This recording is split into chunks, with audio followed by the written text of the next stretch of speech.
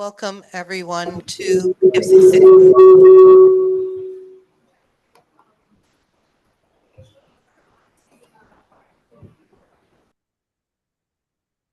Okay, probably was mine. Good afternoon, everyone. Welcome to Poughkeepsie City School District's Board of Education special meeting that was called for today, June 26, 2025. If I can please have a roll call.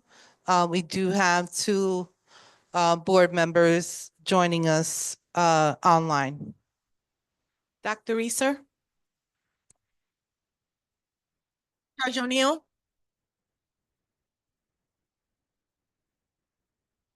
We might need to bring up the volume because we're sounding low. He's there. He's on iPhone. Judge O'Neill? Miss Kellyanne Royce? Hidong? Present. Mr. Creedon? Present. Miss Martinez Santiago? Present, can I please have us all stand for the Pledge of Allegiance?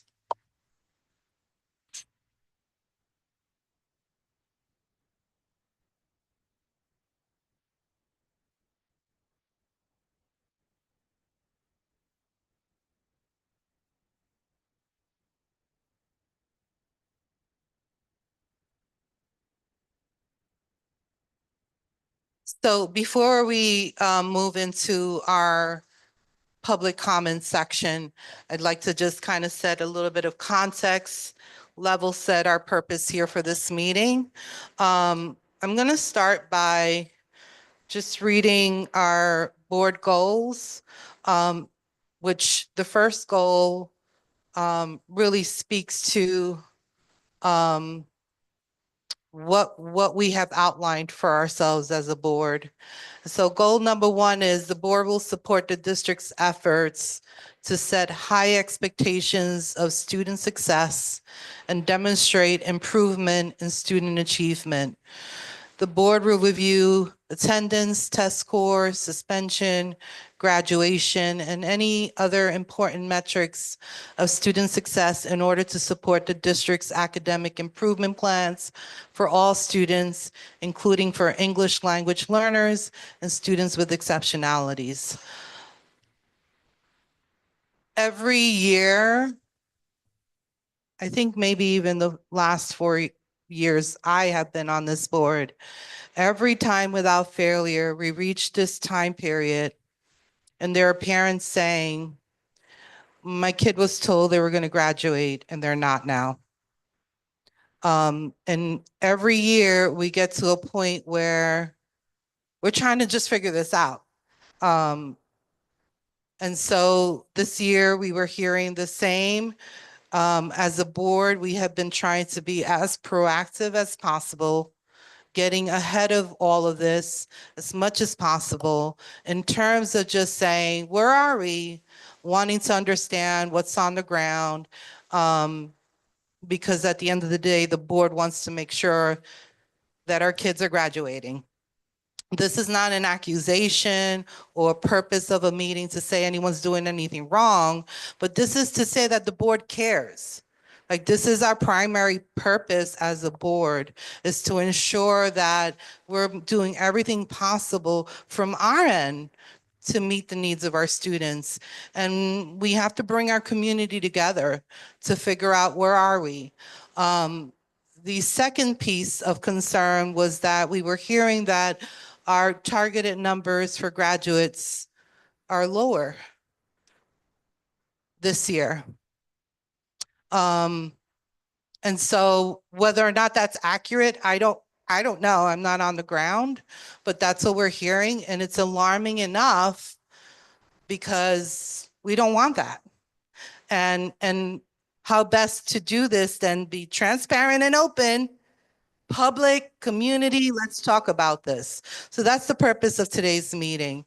It's very personal for me because, as you know, I have a graduating senior. So I will be out there tomorrow. And it's really raw for me and the emotions this brings up and can only imagine as a parent, forget about whether or not communications happened, maybe there was multiple attempts. It's a big deal. It's a major milestone to have your child potentially graduate from high school. Big deal. And so we want to make sure that we open space to figure this out and to align ourselves for our next school year. With this being a major goal, is that we need to increase our graduation rates. And how do we do that? How do we do that as a community? So I'm going to open up our public comments section of our meeting. I would like to remind all, at our last meeting, I read the entire policy. So with public comments, for those of you that may have not done public comments in the past, I did specifically want an invite to parents. I want parents to come to our meetings anytime we have board meetings, because your input is just as equally as important as our partners in everything we do. So we can't specifically talk about your child's name or any student name. We can also be specific to a staff member. We can talk about in a general sense about things, but we can't be specific to individuals.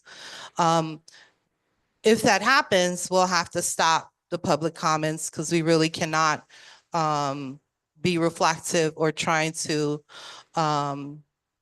maybe not intentionally, but it could be perceived as if we're giving a public criticism or evaluation of either a staff member or revealing student confidentiality. So with that said, when you come to the mic, you present your name, your address, and you have 3 minutes to share your public comments. At the conclusion of the 3 minutes, we'll have you have to exit off the mic. There are folks joining us online, and I will ask for those that are joining us online if they would like to also make public comments. Joining us also online is our legal counsel, who will step in as needed. Can I please have Lakia Clark to the mic?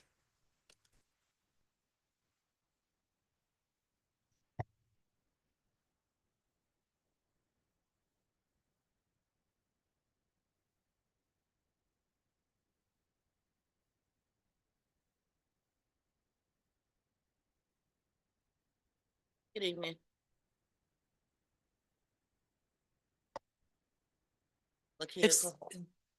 If you bring the mic to yourself and then you hold down the button and you'll see the green. Oh, it's on. red. Okay.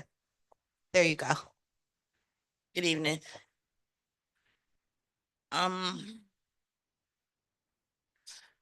Ms. Clark, can you share your name for My- yourself and then your address? Lakia Clark, 425 Main Street, apartment 321, Poughkeepsie, New York.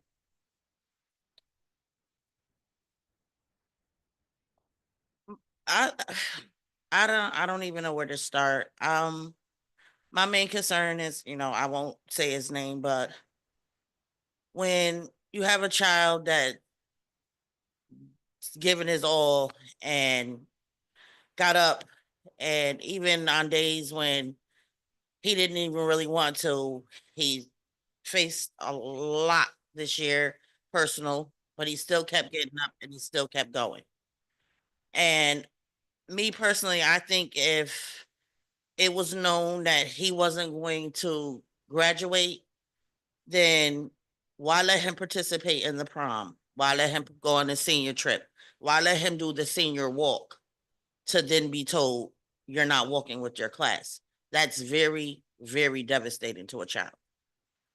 To the point where he was crying and said, as hard as you try and all that you do for me, and I failed you. No, you didn't fail me. They failed you. Because they should have put in a little bit more effort or helped you a little bit more. I even remember calling, speaking to someone, asking them, what is it that we have to do to get him across that stage in June? And I was told that they were going to set up a plan with him, and I was under the assumption that he would be walking the stage tomorrow, and then was told on Monday that he won't be.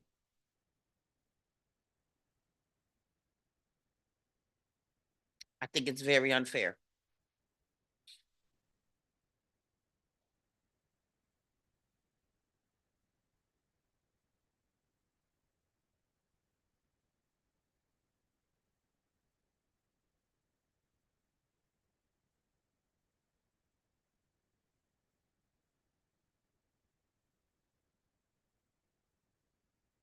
Ms. Clark, one of the things that I failed to do was to say that we can't have a back and forth response, although in reading the policy last time, you can actually have a back and forth.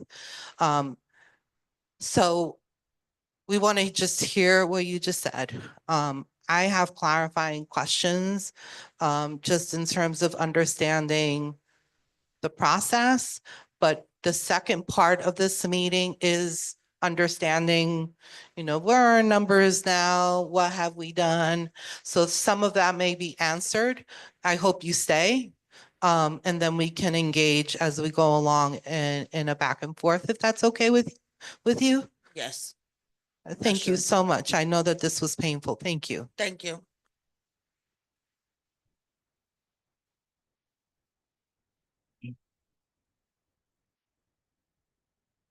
Can I have Dr. Deborah Long?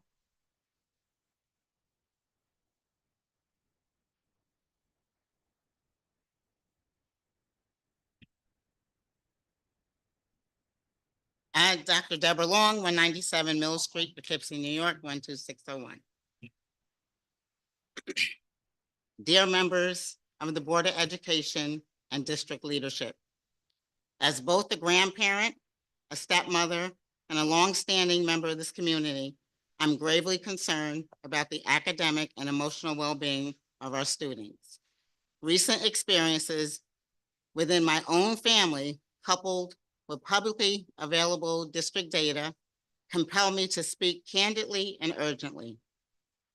My stepdaughter, a consistent honors student at the Poughkeepsie High School, sat for 3 Regents examinations this year and received a score of 50. Her diligence and resilience are unquestioned. The results, therefore, raise serious questions about the adequacy of instructional support, assessment preparation, and post-exam interventions. How can a student excel in coursework and fail 3 Regents with identical exceeding low scores? The 2020 cohort graduation rate stands at only 54%, an excusable figure for a district of our size. Parents are routinely misinformed, sometimes a week before commencement, that their children will not graduate unless they complete summer school requirements. The last-minute notification jeopardizes students' mental health, it erodes family trust, and contradicts any definition of proactive guidance. These outcomes point to systemic deficiencies, not isolated missteps. Recent tenure decisions for guidance counselors warrant immediate reconsideration. Chronic lapses in communication and unprofessional tones with parents, and a demonstrable failure to prioritize student success should not be rewarded with permanent status. Equally troubling is the practice of lateral transfers for underperforming administrators, rather than meaningful evaluation and remediation. Such moves perpetuate the very culture of complacency that hinders student achievement. I have an 8th grader in this district who was in a 15-to-1 classroom. And speaking to administrators, this was never documented, So her placement without parental notification was not fair. The violation of due process is neither rare nor acceptable and exposes this district to legal and ethical liability. Can I just finish the little? If not, I'm good with it. Go ahead. Okay. We have a call to action that we must do collectively. I commend the board for convening a special meeting, yet respectfully submit that much more is required. I urge all of us to audit examination preparation and intervention protocols to ensure that academically strong students are not blindsided by exam results. Publish a detailed improvement plan for raising graduation rates with quarterly progress benchmarks. Review tenure and transfer policies to guarantee that staff performance at every level is subject to rigorous, transparent evaluation. And mostly, we need to prioritize mental health supports so that academic setbacks do not become emotional crisis for our students. Our students can't afford another year of incremental change. They deserve a district that puts their futures first, demands excellence from every employee, and restores a community confidence in public education. Thank you for your attention to these critical matters. Thank you. Can I please have Ms. Kim Popkin?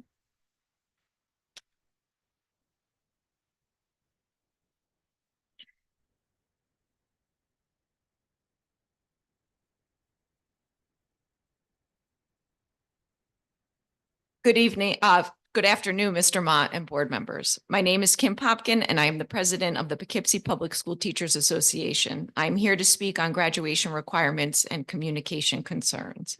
Our mission statement states that we are champions of children who inspire and nurture the whole child by providing innovative, high-quality educational opportunities that prepare all students to embark on individual paths of success in a globally diverse community. In our school community, we begin to nurture the whole child in pre-kindergarten and kindergarten. Those innovative and high-quality educational opportunities continue through elementary and middle school experiences. By the time they reach high school, students are ready to embark on their individual paths of success. Student profiles are constructed by multiple data points, offering a holistic view of each student's learning experience. However, these profiles don't tell the whole story of what our students face in and out of school. We have systemic issues like students entering pre-kindergarten and kindergarten already behind in some social and emotional skills, self-regulation, and academic areas such as reading and math, chronic absenteeism, and high teacher and administrator turnover rates. The elementary and middle school supports the social promotion of students. Our elementary and middle school educators work hard to address our students' deficiencies, all while making sure they grow socially and emotionally and academically. The high school model follows the New York State Education Department graduation requirements, where students must meet both the credit requirements and assessment requirements. It's a large shift and a learning curve for our students and families to understand that they must pass classes to receive credits and pass certain Regents exams to graduate. We work very hard at the high school to educate our students and families of the requirements. We provide many opportunities like Regents Prep, credit recovery, and summer school to give them as many opportunities as possible to succeed. We run workshops for parents during parent-teacher conferences and open house to understand the graduation requirements. The New York State Education Department has begun to shift some requirements through the pathways, but many traditional requirements still remain. We have to stop the endless cycle of laying blame on individuals or groups without cohesive data, as this doesn't move the work forward and ensure accountability for all in our schools, in our communities, and at home. We need to have continued conversations about how we can come together as stakeholders to improve student achievement at the earliest levels, which will then improve the graduation rate. We firmly believe that public schools unite us. Let us continue to have high expectations for our high school graduates in order that they may enter a world where we very much need their resilience, perseverance, and creativity. Thank you. Thank you.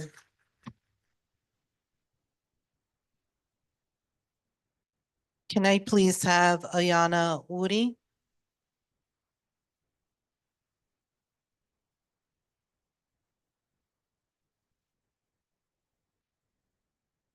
Good afternoon, Ayana Woody, 15 Marshall Street, Poughkeepsie, New York, 12601. I transferred a child in last year, his senior year of high school, epic fail for me. My son didn't have a certain class. I don't see the transcripts. Educators, they see the transcripts. It goes from school to school. He needed a class to take a region.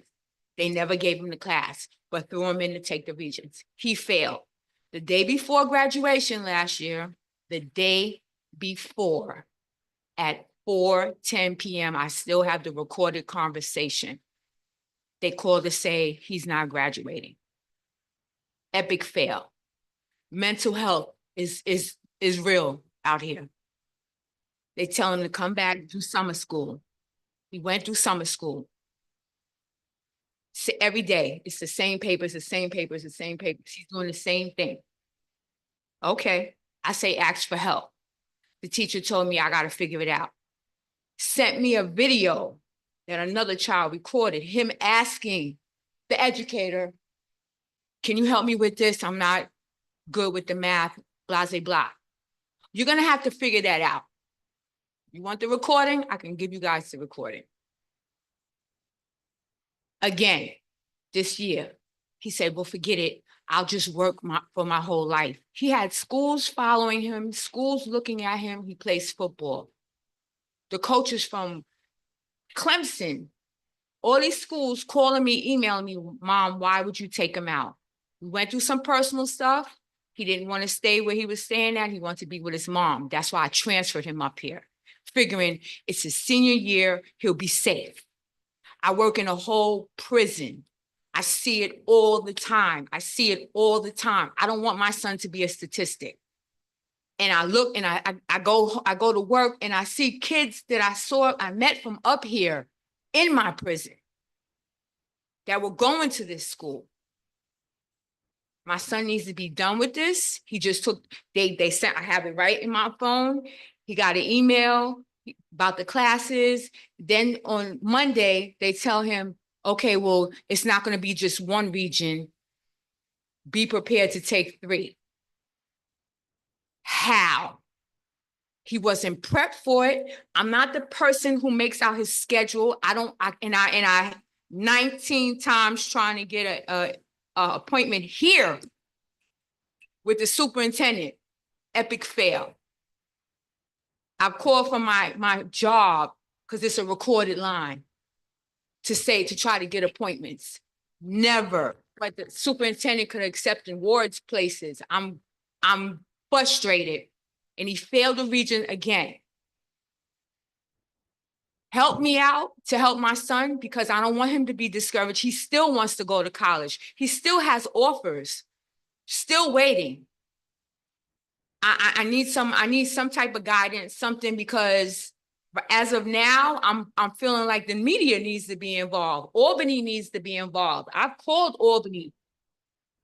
What else? Is anybody going to do anything? Because when you go to the school, it's the same thing over and over and over again. But yet, the way y'all talk to these kids, you're mentally messing these children up. It's too much going on in this world. It's too much going on in this community. It's not safe around here. It's not safe around here. Thank you, Ms. Woody. Thank you. Can I please have Mr. Rob Watson, Jr.?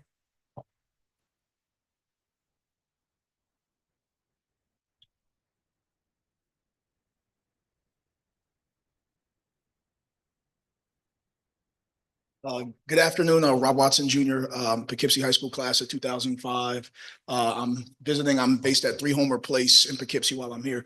Just a few things I wanted to offer as a reflection to the board and the colleagues in the room. I would say one is the high school graduation rate has been a problem for a long time, and we all know this. I just checked when I graduated from Poughkeepsie High School 20 years ago, and it was in the 50% range. So I just wanted to say, first, we have to be honest that this is a an intergenerational challenge. Many of us who came to this district, this has been with us a long time, but there are things that have changed. So in those days, about 60% of the school district population was economically disadvantaged. Now it's in the 80s. We have a different ELL population. The dropout rate back in those days was 3%. Now it's about 20-something% on average. So I think one thing I would recommend to all of us is we think strategically about how to get the problem right.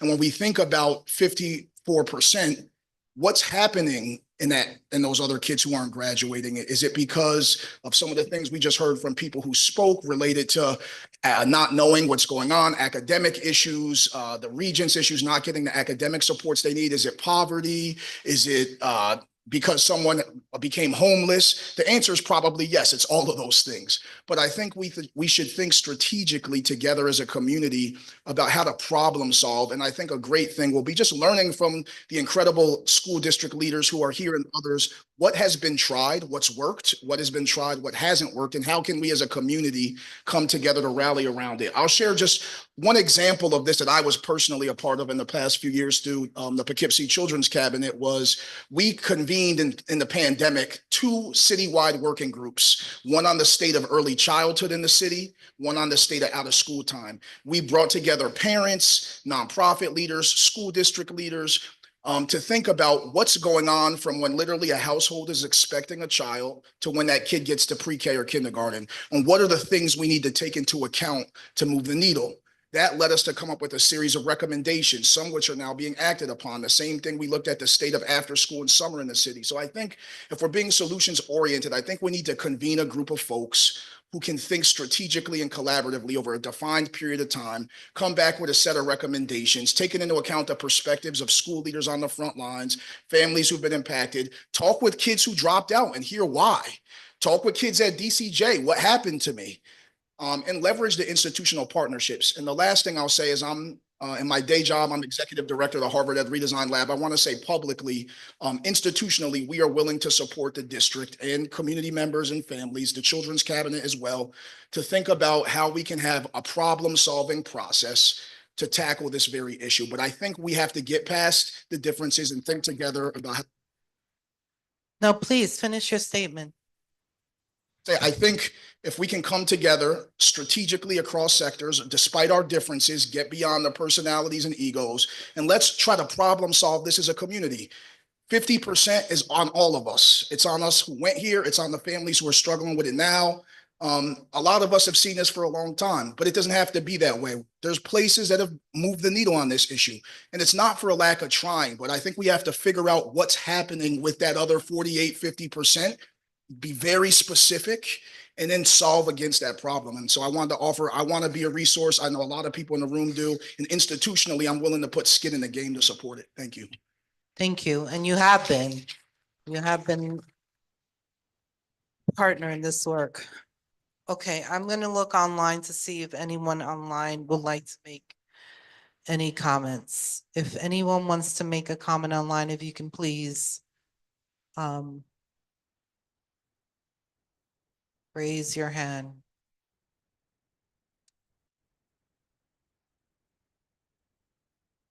Anyone online that wants to make a comment?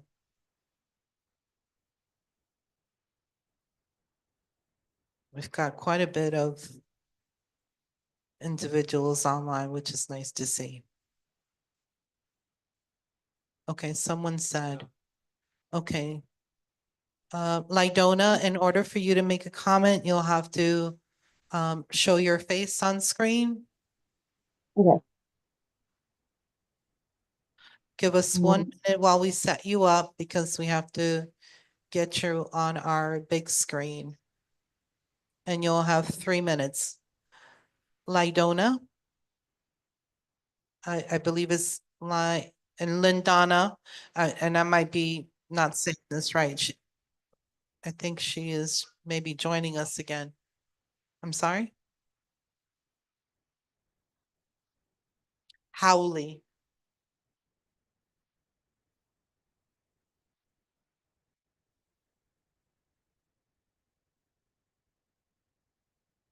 I think she may have an unstable connection. Yeah.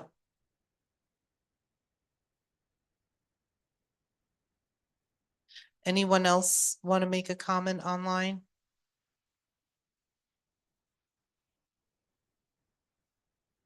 Hmm. If she comes back on, we should make it possible for her to make a comment.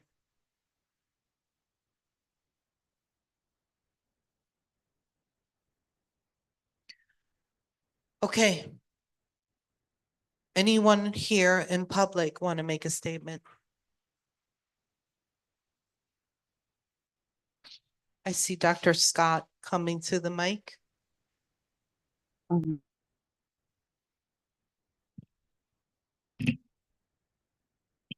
Good evening. My name is Dr. Scott. I'm the principal of Clinton Elementary School. I'm also the president of Poughkeepsie Public School Administrators Association.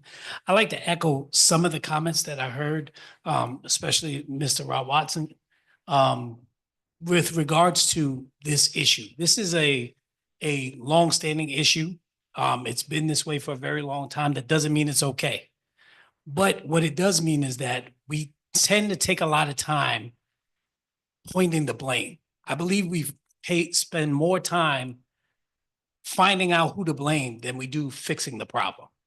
It's a problem that's not just a high school problem. It's a systemic problem from elementary school all the way up. We have lots of kids at elementary school that show up to school late on a regular basis. We have a lot of kids that opt out of the state assessments all the way up into 8th grade. So now there's no practice of taking state assessments. And so it's something that we need to look at. I don't necessarily think the day before graduation is the day to look at it, but this is something that we need to look at as a whole. And everyone needs to be willing to say, okay, this is my responsibility. I'll fix this piece. And that's everyone. It's a trifecta. It's administrators, teachers, and families. We all are in this together. And the only way that we're going to solve this problem is if we stop placing blame and we start looking at ourselves, each individual, every sector, and say, what can we do to better things for our children? And that's how I look at it. This is a community thing, and it's our children that we are going to make better by looking at the entire picture and focusing on what needs to happen scholar by scholar throughout the district. Thank you. Thank you.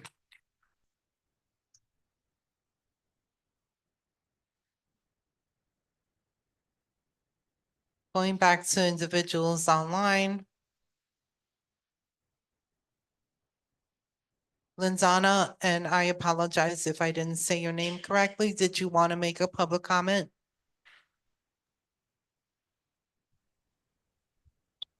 Yes, I'm sorry. Can you hear me? I can hear you. We will need you on screen. I do have my camera on. Unfortunately, we do need there you are. Yeah, I was on, Okay. I'm on screen. Excellent. If you can say your name, your residence, and then you have 3 minutes. Did you hear the context for which public comments can be made? Yes. Thank you. So my name is Lindana Hawley. I live at 179 Mansion Street, Poughkeepsie 12601. My comments basically is as most of the parents as well. My son is a senior at the school, and he goes to school every day. He played sports. Don't miss school whether he's sick, anything. He goes to school. He went every day to the Regents prep that was provided. But when he went to take the Regents, none of the stuff that they prepped for was on the Regents. So he got his scores, and come to find out on Monday, he won't be able to participate because he failed the Regents. However, they let him participate in everything else because he passed all his classes. His attendance is good. So I just it's heartbreaking to the children that feels like they worked really hard to get where they're at, and then it's just snatched from under them, and it's told there's nothing you can do about it. When they did what was told, they did the requirements, they participated in whatever they were supposed to, and still there's no happy ending of sorts for them. They are disappointed in the end, and that does make a child end up with mental health issues that they don't understand. And then us as the parents, we have to basically clean it up and don't know how to clean it up. Mhm. Oops, sorry. But that's basically it. Thank you. Anyone else online that would like to make a comment?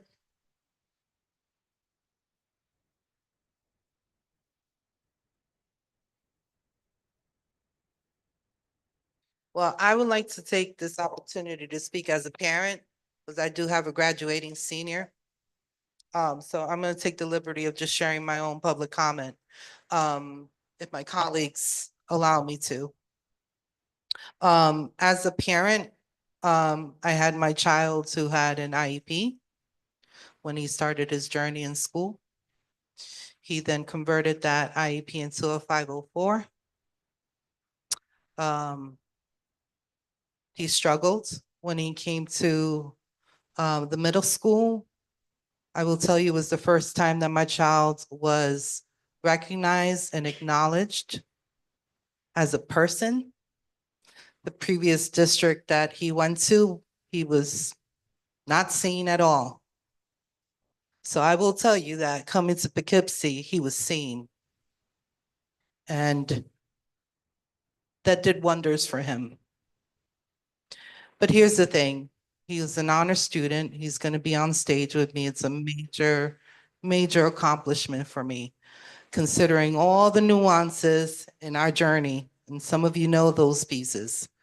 When you start raising a child, particularly a young man in a single parent home, this is his mother, there's only so much you can influence. He's a young man of color. There's certain things he sees and engages with that's very difficult for me to move him with. So I put it on the ear because I don't have a network of aunties and uncles. We work with what we got. And so I put it in the ear of Mr. Conrad, can you have a talk with my son about college?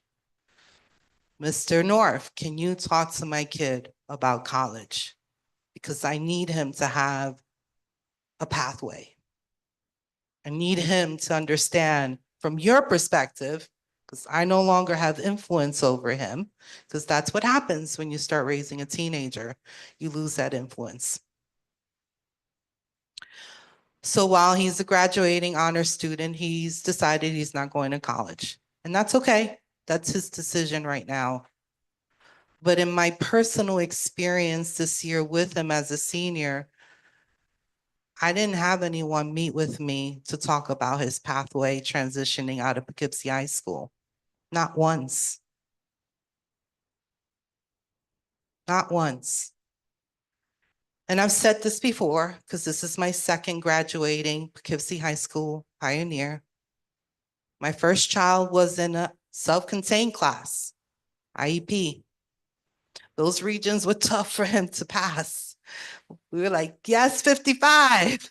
That was our reality. Let's get you that 55 so we get you out the door. You know. And even still, his transition was really hard out of the high school. It was like last minute. Oh, go to Trio, go do this, go fill this out. It was a whole other world. Transitioning a student with exceptionalities who had his entire academic year with an IEP. I'm telling you right now, college is a whole new world. You have to work really hard to find those supports to put in place. And he's going to Marist now for his third year in college. And when he graduates Marist, it's going to be a major party. But here's what I got to say. I've exercised every possible resource I could get my hands on. But I've also been in the community that we not only live in, but we serve. And not every parent has that ability or knows the people or understands how to move those resources. So it's really, even me in the best of circumstances, and I'm saying best quote unquote, because I'm still hustling for my pay. It is not easy. And we have to, as a community, figure out how we're going to really wrap around our kids and get them to that finish line. Because they're going to have a whole sorts of challenges ahead of them. So while my situation is different,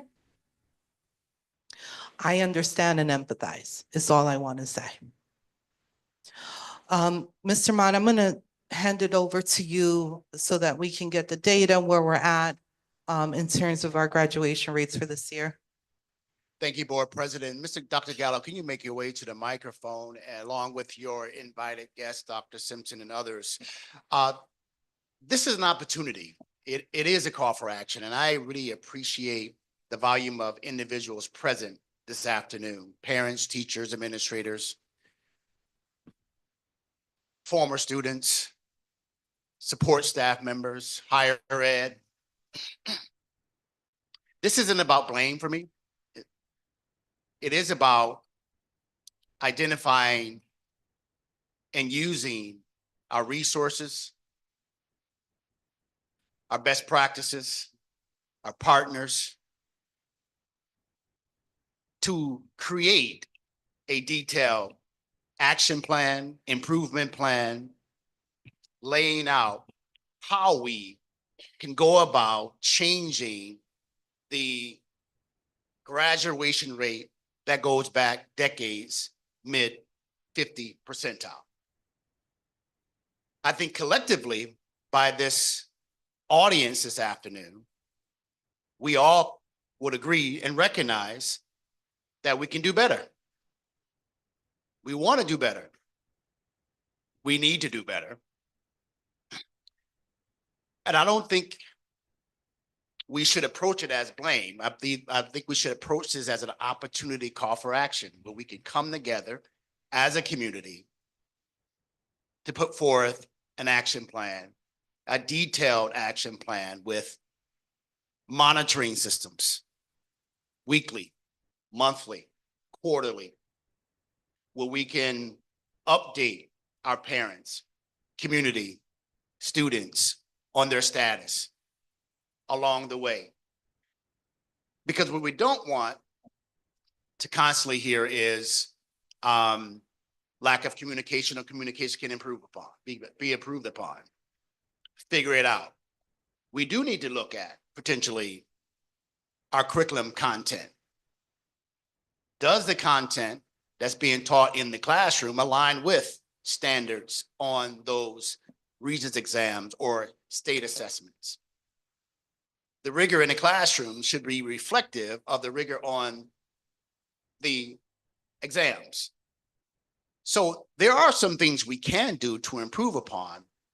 So I like to shift the feeling that I'm being blamed, and I understand the timing is inconvenient a day before our graduation, but this is an opportunity, and I'm thrilled to hear a former student, Mr. Watson, have openly stated that one of our premier Ivy League schools is willing to partner with Poughkeepsie because there's research, there's interventions, there are strategies proven to transition and turn around high poverty school districts into high performing school districts.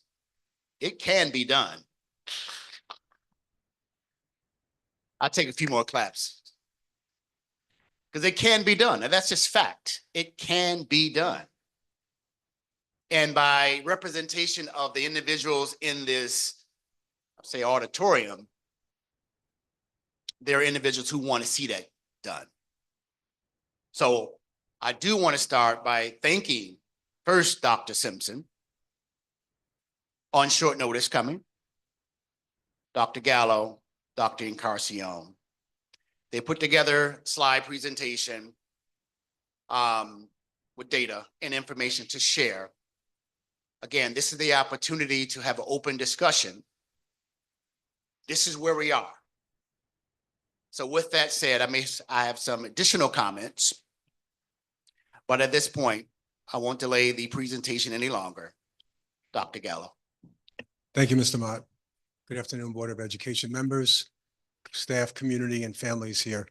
Thank you for giving us the time to present this information.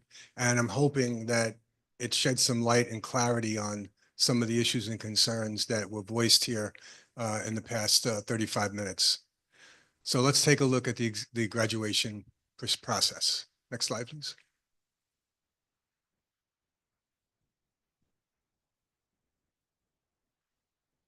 As always, we are champions of children who inspire and nurture the whole child by providing innovative, high-quality educational opportunities that prepare all students to embark on individual paths of success in a globally diverse community.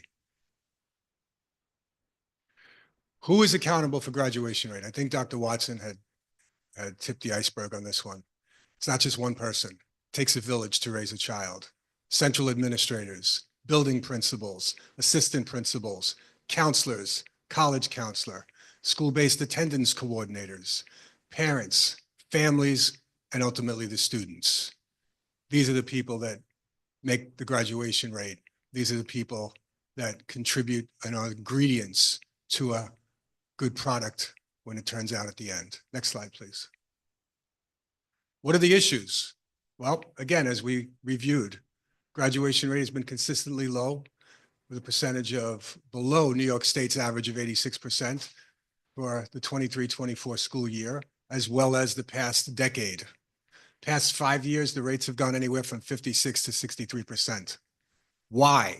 Everybody wants to know why. And in my 3 years in the district, this is what I can say from the evidence that I've seen, from the staff that I've spoken to, the kids that I've touched lives with, and the parents who have expressed their concerns to me. Transportation, number one, very difficult to get around. And I know it's a very exciting moment in Poughkeepsie history where transportation will be available very shortly in the next few months for our pre-K through 5s. And I hope that we get it for our middle school and also extend it to our adult students, even though they can use the public transportation and just show their ID card. Chronic absenteeism. It started with COVID and is getting better. It's still not where it is. You have to be there in order to learn. It's very difficult. And a lot of the parents said their children are there, which is a positive component in the educational system towards graduation. High transient community population. Many times people come to the Hudson Valley and say how beautiful it is. Let's live here. They register, they don't come in, and then they're on our registration and enrollment, and now they count as a dropout a few months later. Changes in administration. Administration also tends to be somewhat transient. And at this point, we do have some stability coming into the district, which I'm very happy to say. COVID-19 pandemic, it destroyed our kids. Our kids socially underdeveloped, emotionally traumatized, and did not have that opportunity that we had as children to play, go outside, and not have to wear a mask and stay away from grandma because she might catch COVID.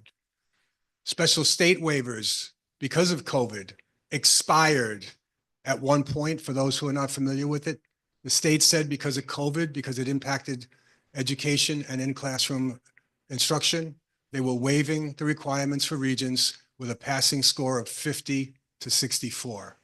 Those waivers are gone. Now our students must score a 65 or higher if they're gen ed, and there's other options for our E&L students and our students with exceptionalities. But the waivers may be the reason. If we look at our graduation rate, those 2 to 3 years where we peaked at the 61% number, those were the years of the essay waivers. The kids knew about it, the counselors knew about it, and everybody shared in what that meant and when it was going to end. The dropout rate, that's something I'd like to take some time to focus on, because if we have 300 students in a cohort and 100 drop out, the best we can do is 66.6% graduation. That doesn't happen. And that's how we end up in the 50s and low 60s. Next slide, please. What does our high school data look like? Graduation rate right now, we have a general idea, 51 to 55%. Uncertified has not been submitted to the state yet for certification and uploading to the New York State Education Department officials website. That should occur tomorrow or Monday. If we take a look at the numbers, dropout rate this year, we actually lowered it nearly 5%. It was 30% last year, and we had 96 kids drop out from in the cohort of 2024. This year, we had 71. And we're going to talk a little bit about that, about how we brought it down and what our next moves are going to be to ensure that it continues down until we get it. My goal is 5% or less, which is the state goal. Next slide, please. Average dropout rate, we take a look, it's pretty steady with New York State. This is New York State, 5%, 5.1%, 5.3%. So pretty much, and I've been doing this over 20 years, my dropout rate in my other district was 3%. We can get it there. We have to work together and work as a community. Next slide, please. This is concerning. And this hits the line of instruction, and this hits the line of supporting our teachers with the resources they need to get our kids to where they need to be. If we take a look at demographic groups of the New York State 2024 average dropout rates, Gen Ed is 4%, students with exceptionalities 8%, African American 5%, Hispanic Latino 6%, and English language learners 16%. Now let's swing over to what ours are for 2024, as taken from the New York State Education Department school report card. Gen Ed students is 29%. Students with exceptionalities, 33%. African American, 26%. Hispanic Latino, 34%. And English language learners, 55%. We can do better. Next slide, please. How do we address the issue for higher retention and lower dropout rate? We need to hold on to our kids. Dr. Gallo, look, with all due respect, and I hesitate to even jump in right now. So I'm really saying this with a lot of respect. This is a special meeting, and the focus was to know about our graduation rates this year, because we were getting whispers that our numbers are low. So this is a reflection, one, based on our board goal of looking at our graduation numbers. And so really reflecting on this year, how did we do, right? What was our process? What systems did we have in place? What's the data for this year? And what are our preliminary numbers for tomorrow? Is where we're at. And so while I think this is all really important for the specific purpose of our meeting today, which is the board wanting to know where we're at, what are our numbers? What did we do for our kids to get them to the finish line? There have been parents' concerns in the community. That's what I want to be responsive to at this point. It's just understanding where we're at. And then for next year, one of the things that the board is going to review during the retreat is what do we now need to do to put in place even further after this discussion? Because if you realize this year, we haven't yet had, we were waiting for the numbers to be released from the state from last year, which I think maybe was January, February. It was late in the ball game for us to have that discussion. And I'm not going to get into the nuance of why, but here we are. Some people may say why we're having this meeting today. There's no better time. We should have had it yesterday, right? But here we are. And so I want to be really more targeted in our presentation, if you don't mind. And then if we could table some of the things that at a later time, we could have more of a rich discussion on, if that makes sense. Sure. What I can do is Board President, I wanted to just bring that one ingredient in, which is the dropout rate. Dropout rate at 25 and 30% is killing the graduation rate. So I just wanted to bring that out and make everybody see that if we start out with 300 kids 4 years of today, and 4 years from now, there's only 200 left, the highest that graduation rate can be is 66.7, which means we got to do a better job to hold our kids. So what I'll do is, if Becky, if you could fast forward to where the data comes in, and I'm going to pass the mic over to Dr. Simpson. Hold on. And there might be board colleagues that, and I know that Royce Hidong had wanted to make some comments as well. I don't know if Trustee Royce Hidong is also online. Bob, if you can make your question, and then this may be a good time for. Yeah, I apologize to all the parents and the staff. I have a hard stop at 5:30, so I just wanted to say I had 304. That's what the state was going to divide us by using, which is close to the last active rate. But as we go forward, a lot of this isn't new news, and we should have known in January or February the challenges we were facing from the numbers. And then just instead of talking it in the rearview mirror, we should have started going earlier with more targeted interventions on those that we knew were going to have a hard time. An example, somebody was the third time through earth science. How could you not see that sort of stuff? With that said, I'll be short. That was short. Sorry, I have to leave. I really apologize. I can't stay longer. Thank you. Thank you, Bob. VP Creedon has a very important family event this evening, but wanted to be a part of this meeting as a sign of his concern and engagement as a board member. Royce Hedon, do you want to speak now or do you want to wait for the numbers? I'll wait for the numbers and then Because if I I know can you're speak, 'cause also I, at an event. yes, and am I seen because I can only see you, board president? No one sees you yet. Okay. You're now Okay, being I seen. should be on camera, just want to make sure. Okay, and I too apologize, I am down in the city at a work event.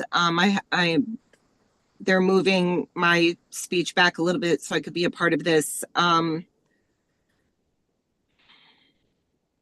I'll wait for the numbers, board president, and if Okay. I could have the mic, I'd appreciate it. So just jump in as the numbers are shared.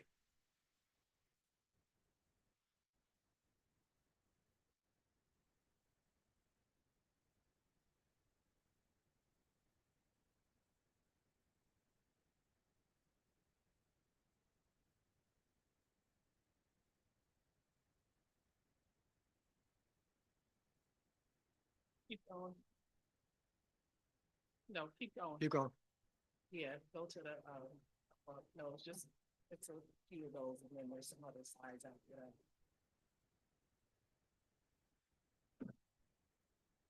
Yeah, no, this is it. Excellent, Stacy. So this is the breakdown from our 12th grade counselor. So in September of 2021, the cohort started off with 354 students. As of September 2020, it started off with 253. At the end of the year, we ended up with 213 students still in school enrolled. Next one.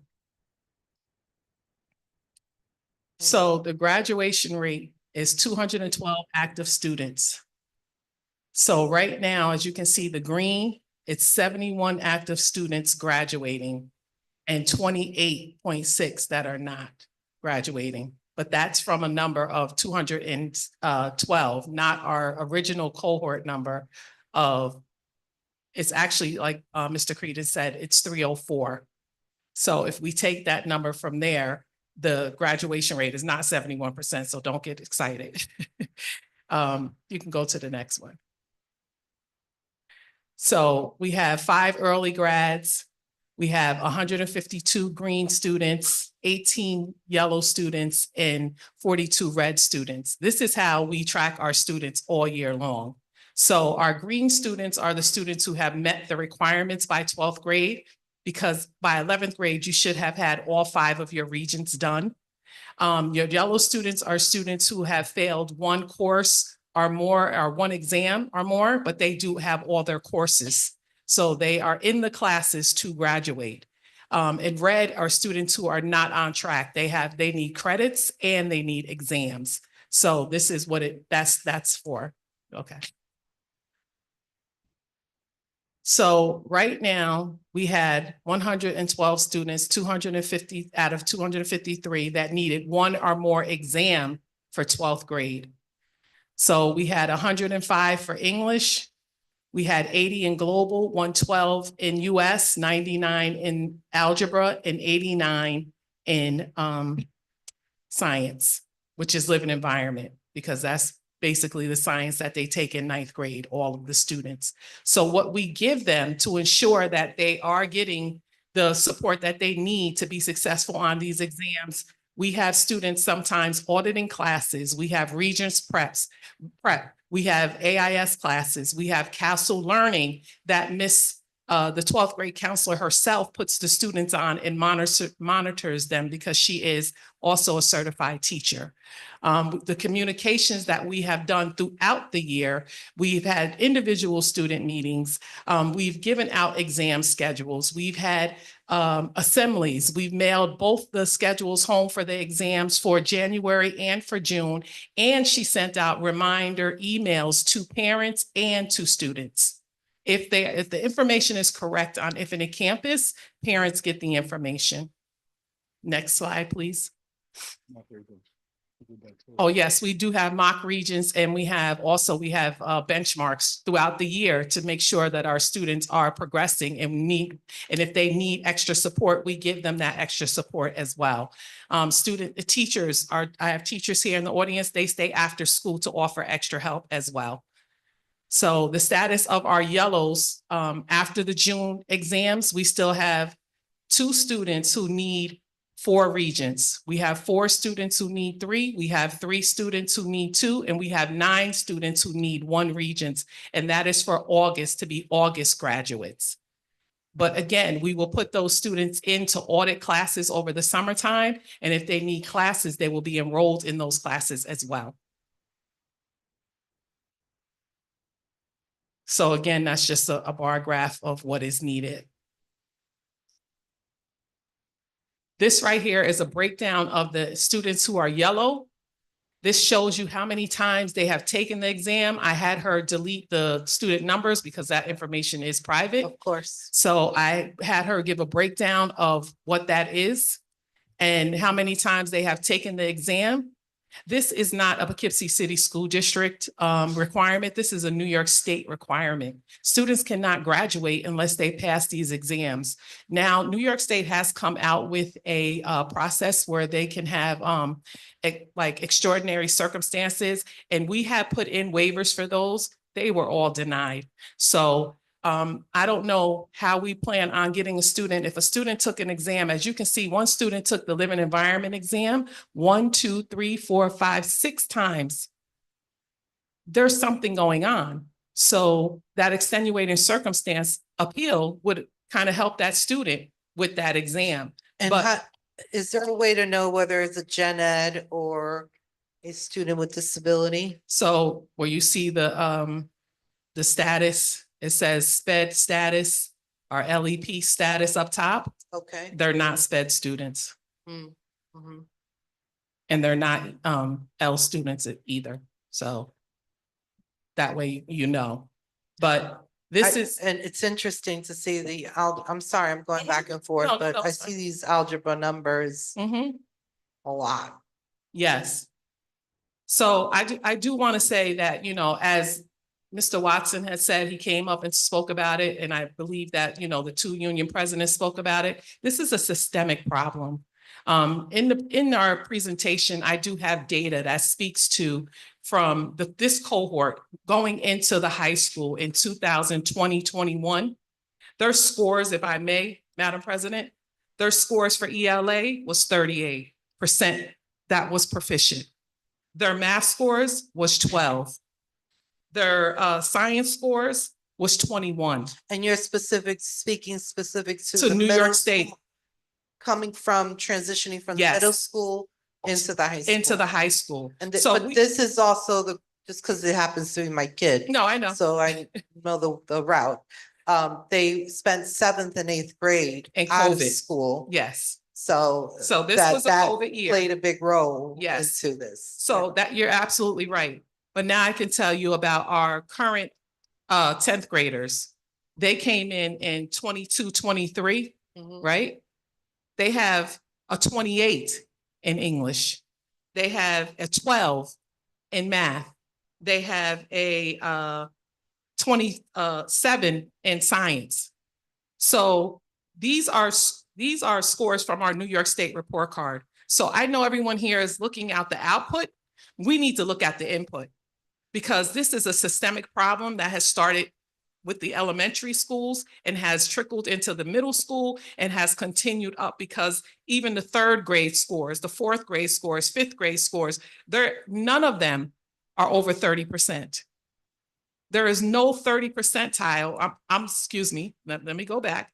In the year 22-23 for fourth grade, it was 31% in ELA. So I'm just saying that we need to understand that this is a systemic problem. So I applaud my teachers, and one teacher had to bring it to my attention as well, because I was hard on them for graduation rate.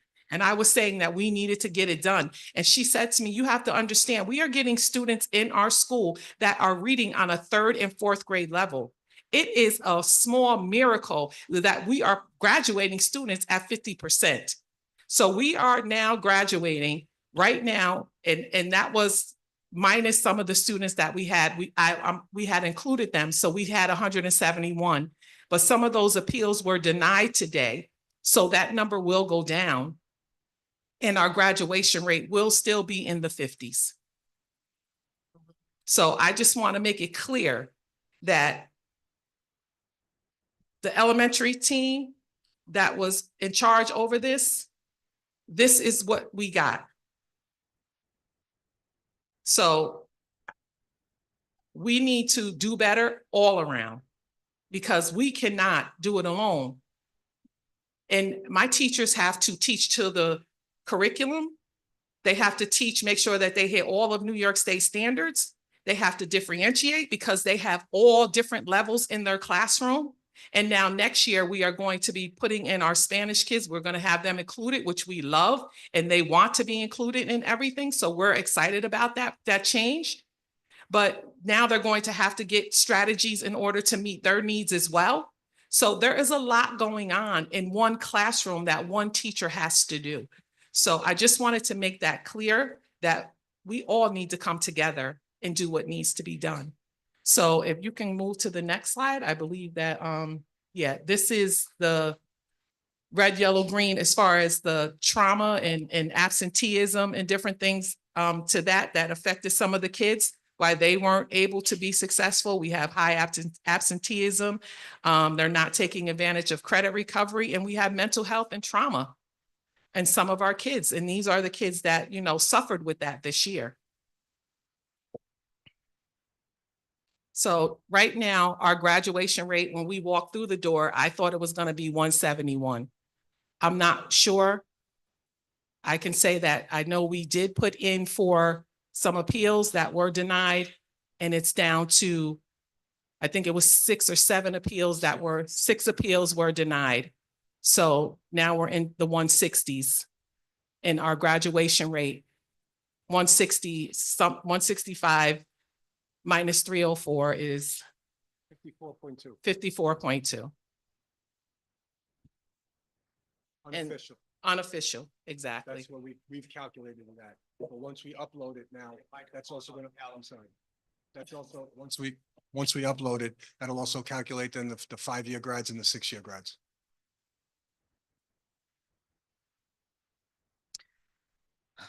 Trustee Royce Hidon, do you want to speak now?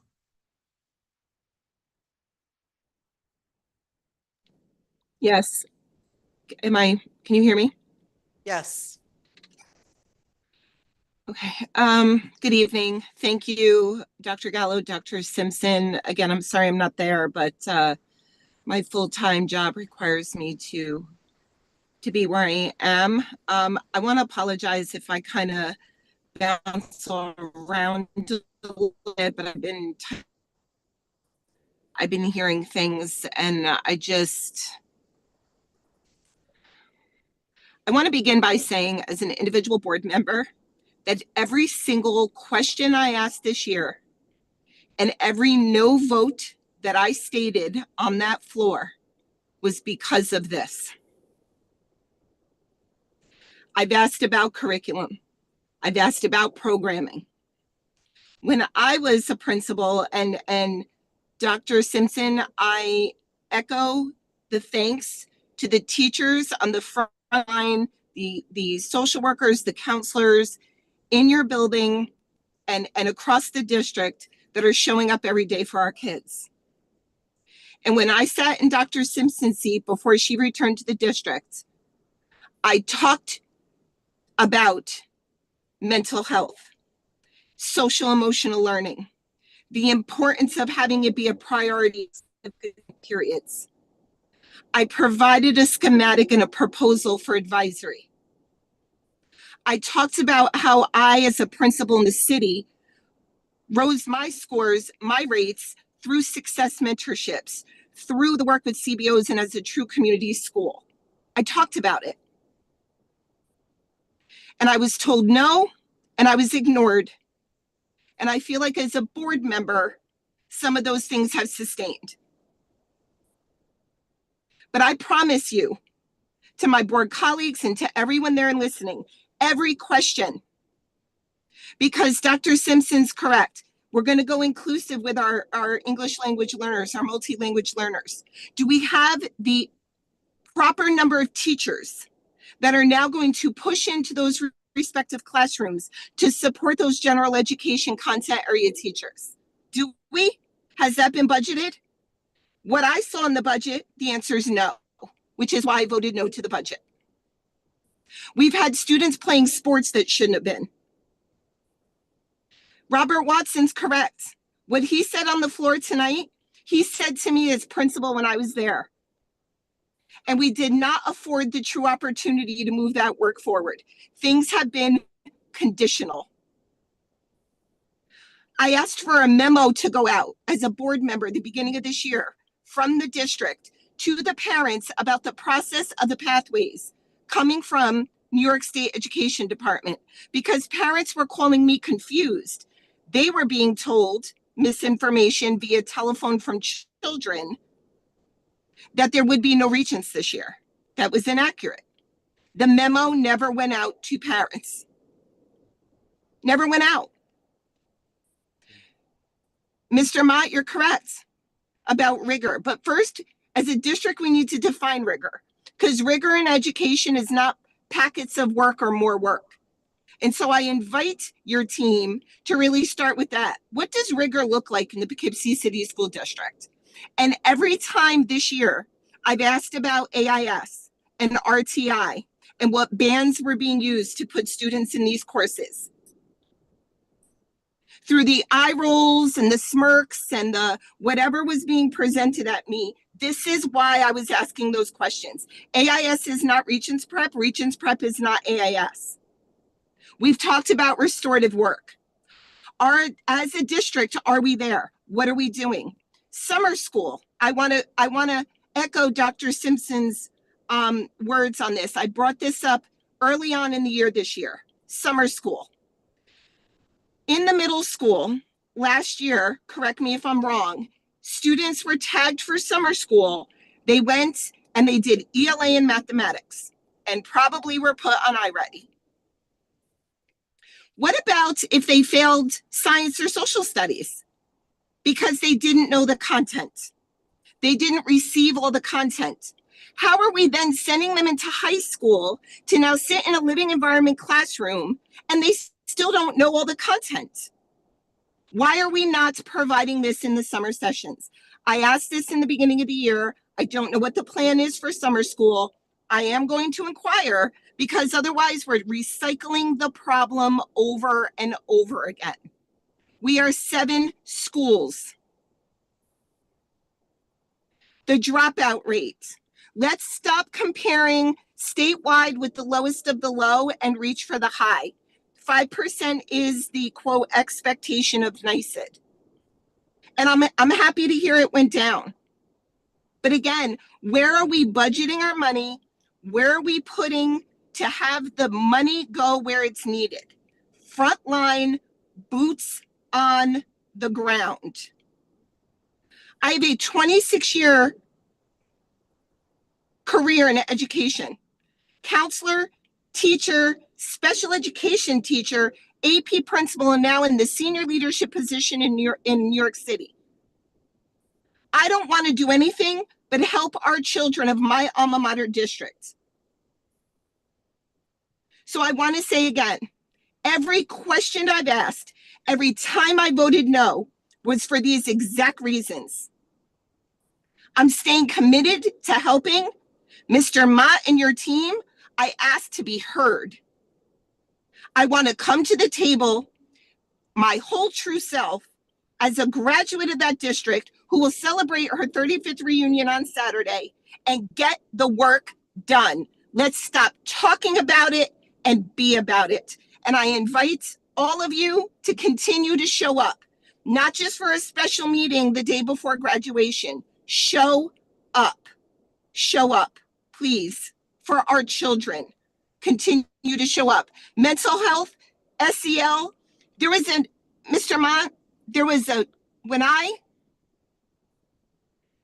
was leaving the principalship at the high school, I was offered a position as a youth development something, district level. And I chose not to take it. And I went to the middle school until I took the position here in New York City.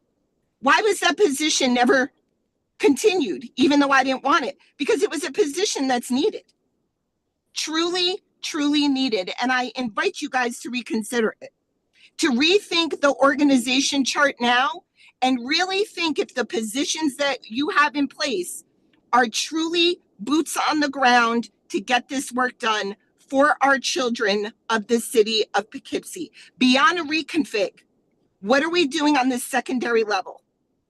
Because enough is enough. These are not new conversations, ladies and gentlemen, because I was having them when I was principal there. So I just invite this to not be a one-hit wonder conversation. I agree with Dr. Scott, with Principal Simpson. Stop the blaming, stop the waiting. Let's get it done and listen to the people who are coming to the table with all good intentions. I apologize that I have to sign off, but I do have to go inside and speak at this event here. I am committed to this work. Thank you, Board President, for calling this meeting, and I will see everybody at graduation tomorrow evening. Thank you. I do have additional questions, but I wanted to open up to other board colleagues that may have any questions you may want to pose. Yeah, I have a question. It's a generic one, but maybe specific at the same time. So we here in the district do not grade some or all of these Regents exams. Number one. Number two, those who do grade Regents exams sometimes make mistakes. So three, if and when that should happen, what's the process for appealing a perceived error? And how can we best advocate, especially when the error is against the interests of our kids, right?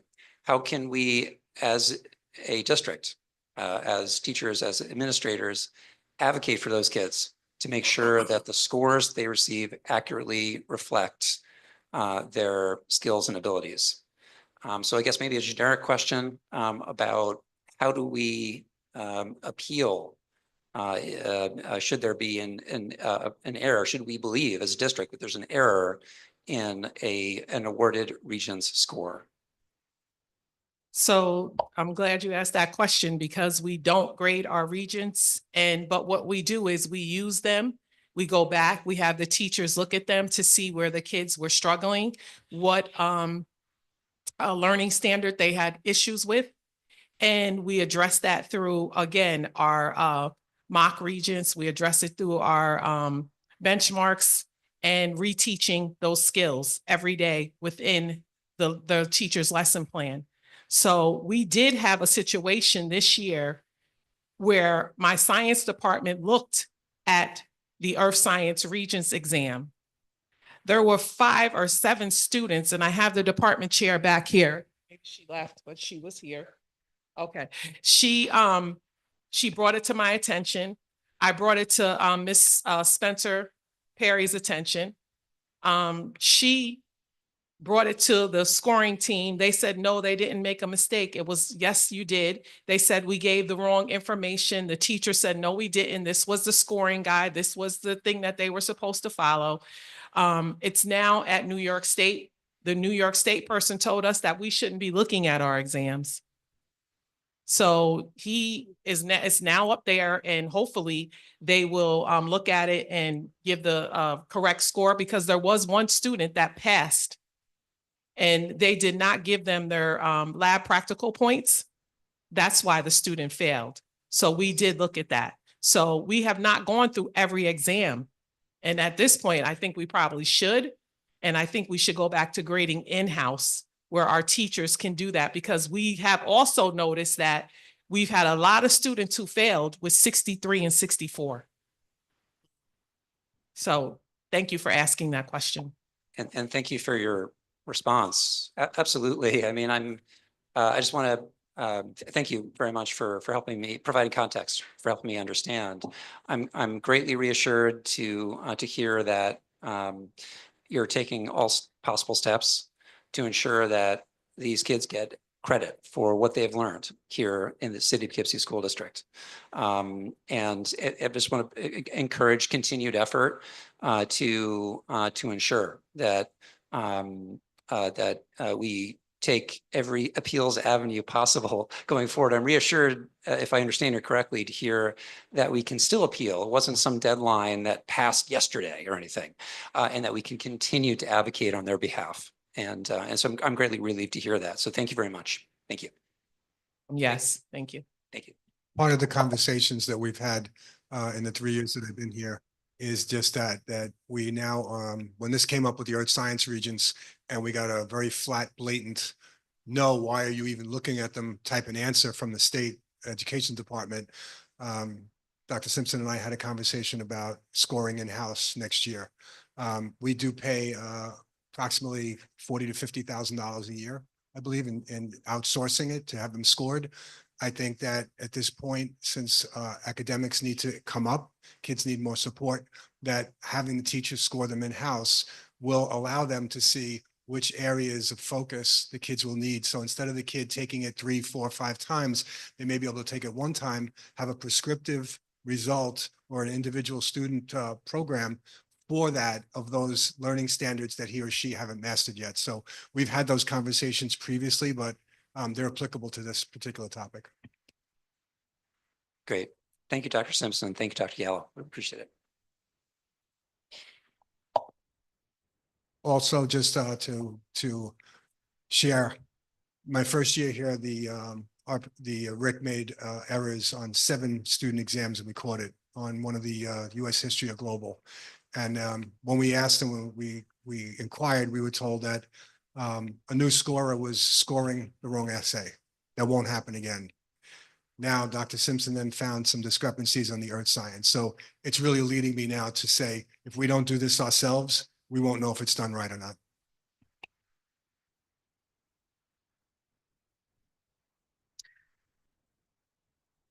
Trustee, do you have any questions? I just want to make sure that we're giving every board member space to ask questions or make comments. I have a lot of questions just specific to process. In terms, so I want to be solution oriented. And I say this all the time in our board committee meetings. In order for me to be a better advocate and do a better job in my role here, because I do this at great sacrifice. I'm a single parent, have multiple things to do.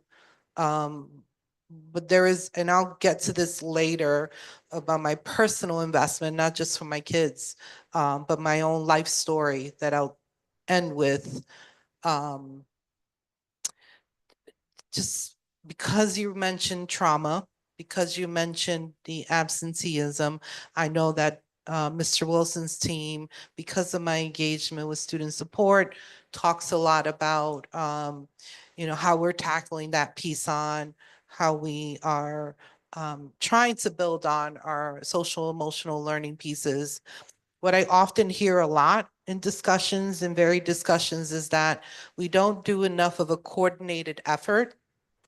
Like, everyone is siloed in their piece, and it's very difficult to authorize or who has the power to say, oh, you all should do it this way, or you people come together. And just wondering about, from your perspective, if you were to weigh in and say, here's the magic wand, or from your professional expertise, what would you say? And I heard the systemic pieces, right? But I want to be specific to what do you see are gaps that we really need to concentrate on as a district that will help our kids make it to the finish line? So as an educator and being in this district for over 25 years and a graduate of this district, what I see is that we need to have vertical and horizontal alignment with our curriculum. So what that really is that we have 7 schools, as Board Member Roy said. We need to make sure, because we have a transient population, and I think with the school restructuring, that will kind of cut down on some of that. But again, we still have schools where students move, they end up going to another school.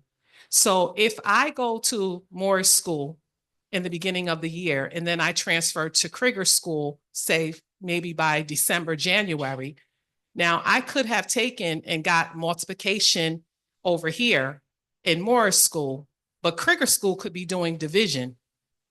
So when I get to Krieger School, now I'm getting multiplication again, and I've never had division because there is no vertical or horizontal alignment within the grade band. So all of first grade should be on the same thing. They should have the same pacing guides. They should be moving almost the same way. I know it's going to take some time to coordinate that, but we had that before. When we had all of our curriculum put into a storage spot, we had that where everyone could go in, we could see where teachers were, we could see how students were progressing and what was happening. So that needs to happen again. Also, as a first grade teacher and a second grade teacher, or even a 7th grade teacher and an 8th grade teacher, there's going to be gaps in education because I can't cover the whole curriculum in a year. So there may be things that I miss, but we need to make sure that we're having that conversation at the end of the year so that you, as an 8th grade teacher, you know what you're stepping into. So now you can go back, you can hit some review, then you can pick up on some of the pieces and move the students forward. But if we don't have that alignment, we're always going to have that gap. So I think that's a big part in why we see a lot of our students struggling and failing, because there are gaps in their education. I just still want to comment, though, that all of our elementary schools curriculum is vertically aligned with curriculum maps. So that scenario you mentioned about a student going from Morris to Krieger, they will receive the same curriculum and content with, again, a curriculum guide, curriculum map. All of our principals, administrators, teachers follow that pacing, which is the reason why we have a standard Monday, Thursday walk through buildings to ensure that that happens. And that may be true, but as you know, and the principals in here can attest to it, that some of them are doing different things at different schools. There's different programs that are being done at different schools to help. So the AIS programs or whatever, they're different, right? Everyone's not using Dibbles. Everyone is not using iReady, right? There's different things that are happening. So that in itself, they need the same supports. They need to have the same thing. We have 5 schools, 5 elementary schools. They need to have the same thing. This is the curriculum that the district provides. So the district can say, this is what you're using. And I think that would just help with the kids just moving. Like you said, we do have a transient population. I'm glad to know that we do have the vertical alignment or horizontal alignment, whatever you just, I think you Because said for vertical. the sake of language, what do we mean by transient? Because there's a lot Oh, that, sorry. as a Latina, there's some things that No, come I'm up with sorry. me, I'm sorry. and I don't know what that means. It So just if you means could- that yeah. our population moves within the city. So it's a Okay. 4 square miles. So I could live on Okay. Garden Street, for the first half of the year and then maybe move Okay. down, move to Thompson Street. That makes me go to a whole different school. Mhm. So that's what I mean when I just say transient population. yeah. Yeah. Yep, that happens when you rent and then rent goes up and all the other things Right. that come with So it. there's different reasons why people move. Mhm. You also made mention about the gaps in academic learning or the retainment of information or skills. Either students are coming in with underdeveloped skills, or needing supports to get them at a level field that allows them to retain the information they're getting at whichever grade level they are. And I don't know if this is teachers sort of having to be responsive to those needs and being nuanced in their approach of educating. I'm wondering I'm just sort of, it's a natural question for me to ask, just because I'm hearing it and wondering about that, whether or not if people are not on the same length of the curriculum delivery, is it because of a natural intention of filling in those gaps? If you got your classroom, I assume, I've done instruction in a different way, admittedly. But even if I had a group of students that I work with, I am gonna meet them where they are and whatever that experience is gonna be. And I wonder if that's what's happening in our classrooms that may deviate a little bit. I'm not making an assumption, I'm just asking the question to see if there's some of that also happening. No, I believe that that is happening because teachers do have to meet the students where they are and bring them up. But the curriculum in the high school and the requirements on the New York State regents, it's very strenuous.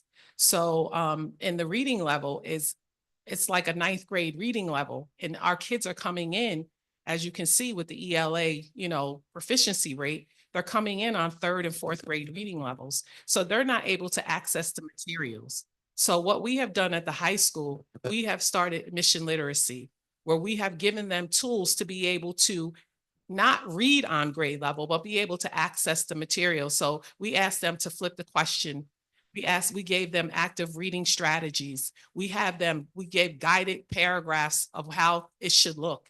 So then we go back in and then we try to take some of those modifications away to help them. But this is what happens because they are so low. So I tell my teachers, and I'm going to be honest right here in this room, that you may have 10 things in that curriculum that need to get covered.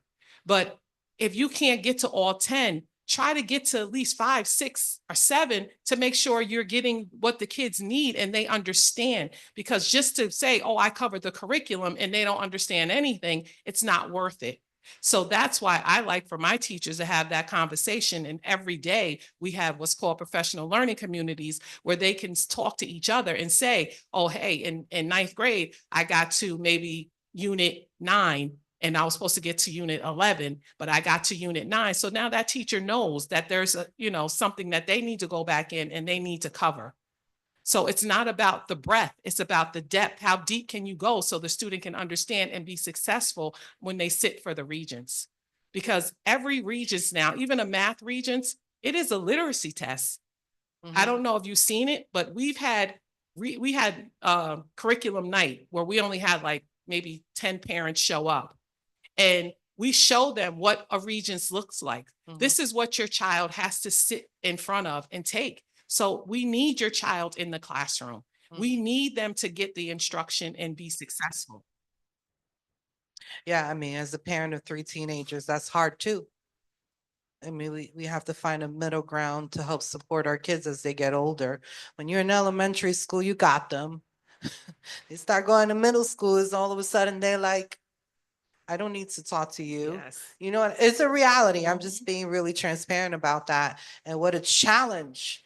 I got 3 boys at home and they ain't trying to listen to their mama. And so I know that that's a real problem, even in the work that I do in the community.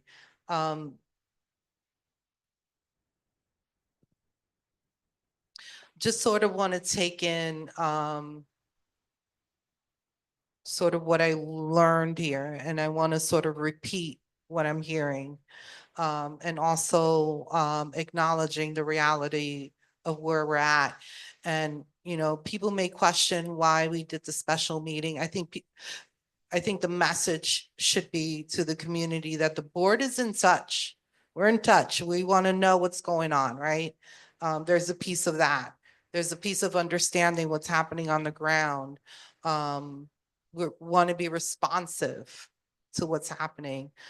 Give space for this because this is one of our goals, is to shepherd and support our students to get them through our school districts. But as we move into our next school year and with the transitions we have in place, I think we're sort of eating and walking at the same time. We have the elementary school reconfiguration that's going to happen that I'm personally really hopeful about and looking forward to seeing how leveling out even our class size and just trying something that could potentially increase exactly what you're saying, but at the same time recognizing that our secondary schools, we don't have a plan just yet in place. I know as a board, we've said, where's the attention? I know I have yelled about the middle school over and over again, because I know it's a critical transitional developmental period, just in general. And the gains that we get in elementary, we lose them in the middle school. So all this effort you might be pouring into elementary, and then if we don't have it in the middle school, I don't know how we could sustain it. And so we're walking and chewing right now. And I don't know if we're gonna get to the answer. I don't know if Mr. Mott, you had any sort of thoughts of what you're hearing, and sort of your vision about the next school year and your thoughts. Thank you, Dr. Simpson, Dr. Gallo, Dr. Encarnacion, for your attention to this matter and your prompt response to the call today. You spoke about many things, but one thing is certain, that the urgency of now to improve upon the graduation rate at Poughkeepsie High School is needed. There's no question about it. Over the last 4 years, we have implemented at the elementary level a vertically and horizontally aligned curriculum, ELA in math, science, and social studies with curriculum mapped. We do need to fix our middle high. But again, the individuals who are present today, our parents who stayed today, want us to solve this. An action plan, an improvement plan, with supports of those individuals present this evening will be put in place. So this will be the first of many. I envision we're building principles. We'll be required to give updates on quarterly assessments, interventions, strategies to aid and assist. I think what parents and communities are asking for is to take advantage of every viable research-based practice to give their kids an opportunity to progress grade level to grade level, next grade level ready. And again, I reiterate, by the attention and the attendance this afternoon, we collectively can do that. Board President, that concludes my comments. Dr. Simpson, Dr. Gallo, Dr. Encarnacion, thank you for your attention this evening.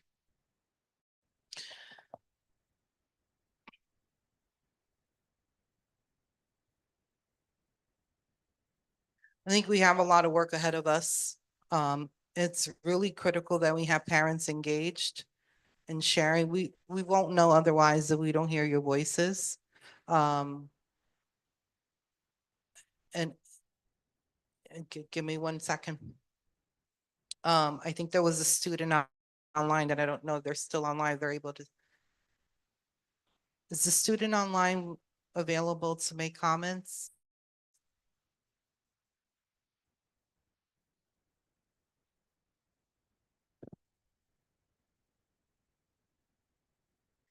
So Trina has a question that said, I thought this meeting was about the graduation and what's going to be done about the children that was told they cannot walk last minute after participating in all the senior activities. So that's a good segue to my next question.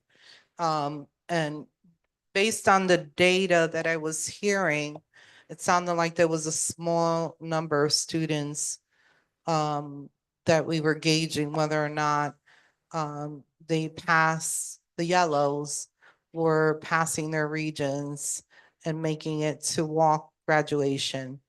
My specific question is, where are we at now with those yellow numbers? What were those numbers, Mr. Gallo? If we can go back to I have the presentation open actually.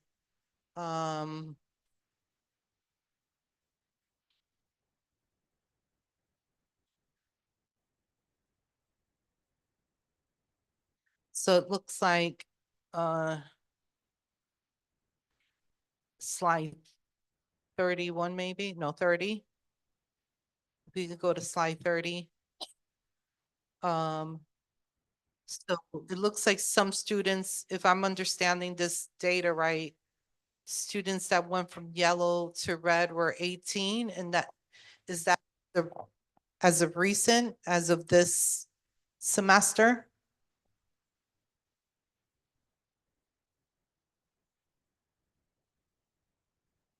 No, no, it's literally the last slide before it says comments. And thank you all the way down. Keep going. Okay, the one before it, that one. Is that the right slide that has that data? So, yes. Okay, okay. So I want to interpret this data right. I would have labeled this to have said specific to this semester, just to give context. So for this semester, right, where we're at as of today, just want to make sure I'm reading this right, that we have yellows that went to red, and those were 18 students, correct? Okay. And of those 18 students now, what does that mean that they went to red? Does that mean that they now need multiple classes in multiple regions? And how did that happen from the yellow to the red? Did they not pass this semester?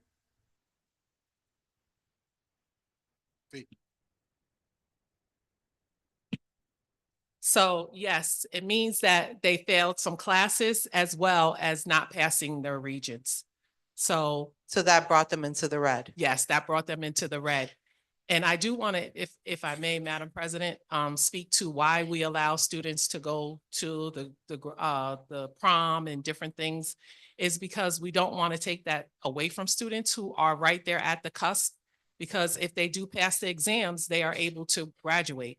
If we say no, just because they are not, they don't, need a regents, then we take away that experience from them. So we would hear it either way. And I feel like, this is a opportunity for them that they may not get next year. If they pass it in August, they're not going to come back to go to the prom. But do we have a sit downs? And I don't want to be specific about an individual, but because I've seen a best practice in our district with Ms. Tucker. And one of the things that I've seen Ms. Tucker do is will sit down with me and my child and go over sort of like, here's sort of a snapshot of what we're at, and here's what needs to happen this year.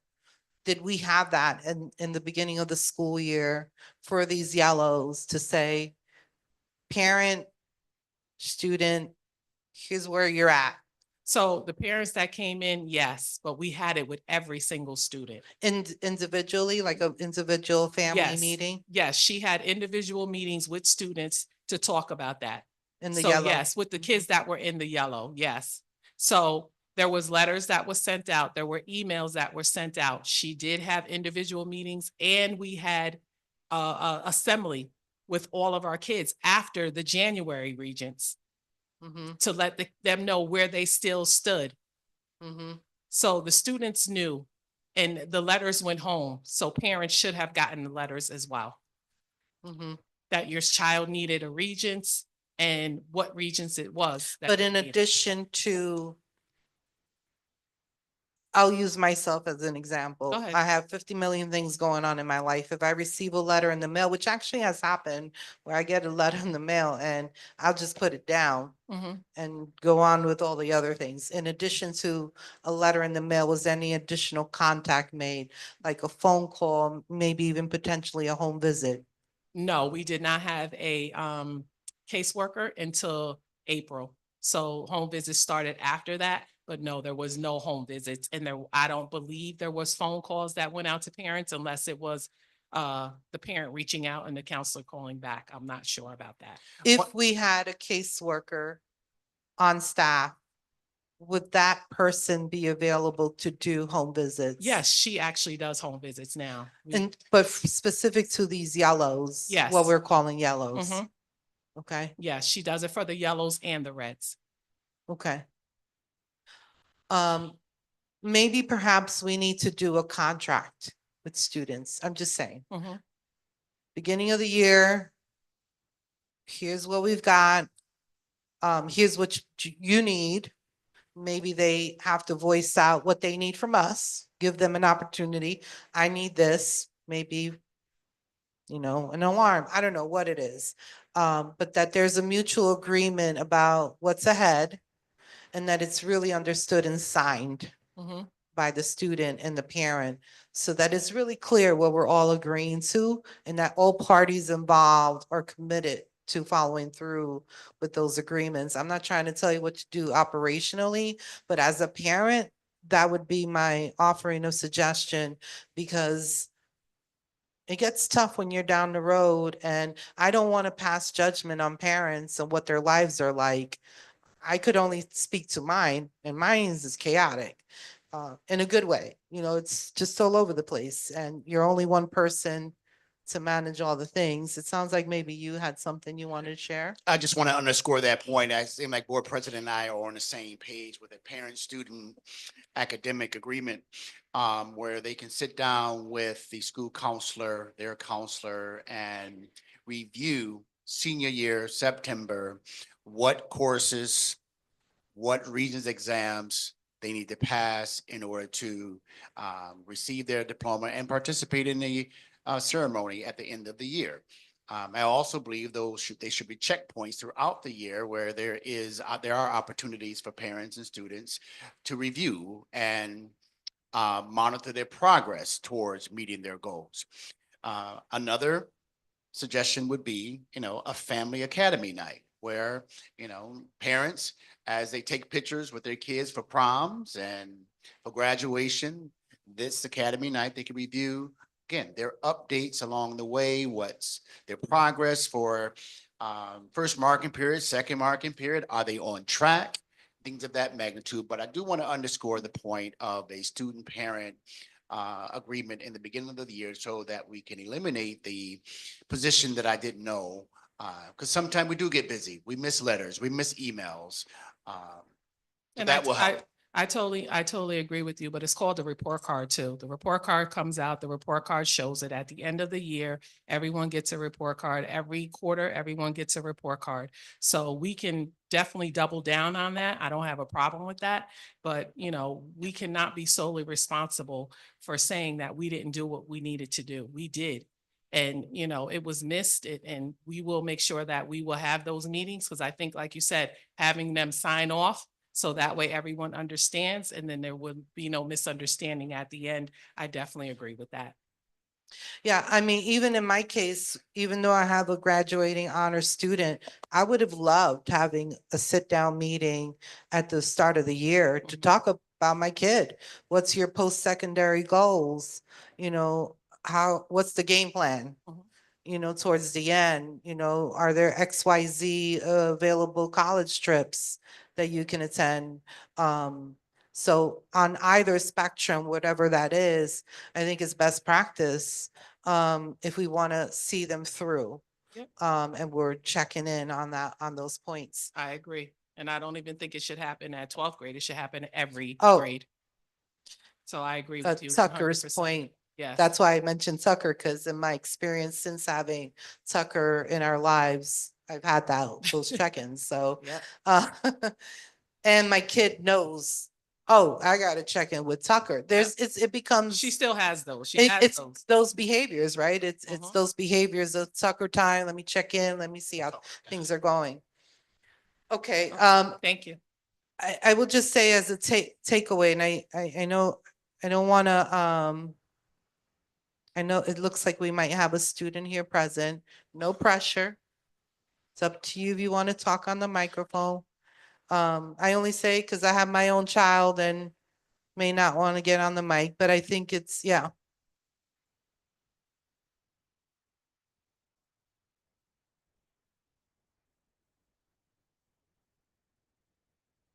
Yeah, you gotta turn it on. Press the button. There you go. And tell me your name. You hear me? Wow, you go sit over there. I'm Amir Woody. You and- said Amir? Yeah. I Amir love Woody. that name. Thank you. What you want to say? Tell them how you feel. Tell them what goes on. Well, Tell right. him how you won't go to the school no more because he's mentally checked out. I don't want that for him. I'm sorry. Go ahead. Amir, go ahead. Tell us in your own words. I don't know how to explain it. I only can talk to my mom about it. I'm not gonna lie. I can't. So it sounds like maybe you were disappointed this year. You thought one thing and something else happened. I wish I never came to the school. I'm gonna be honest. Don't cry. Okay. No, 'cause I'll be in college right now. There's no point. in- Mom, just I'm give him going this. to- I know you're no- trying to help him, coach him. This is a safe space, Amir, This is not a safe space, man. but we're creating a space this very moment, right? You can talk. No. I'm straight. Don't You're want to going talk. to school. You're gonna get- So what can I do to pass the regents or whatever I took this, I took it 4 times, Mm-hmm. right? I'm dyslexic. I'm not good with numbers, right? I only told Miss Tucker that because I told her this year when I like first spoke to her only like 3-4 times. Thank you, Ms. Tucker. And she was trying to give me help. I was going to some of the classes and then my mom, she go through stuff with her health, so I'm there for her. So But I'm there for you. yeah, but I'd rather be there. Yeah. Go to school. Yeah, but I'd rather see her healthy. Still your knowledge, some strange for a little bit of change. You going to school. Amir, you know what I would want to know more from you, and I want to protect your Uh-huh. privacy. Because no one needs to know your personal business.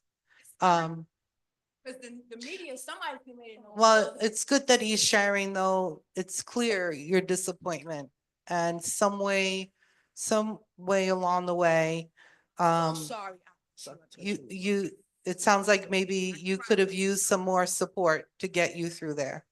And I don't know if you saw the data. It sounds like, What is that gonna do with me passing the test? mhm. What about the age? What would be your, So what Mhm. is that, like, I know a certain age, you can't walk You- up in high school. You can't keep going to classes. Like, time, he wants to go to college. This has to. After two.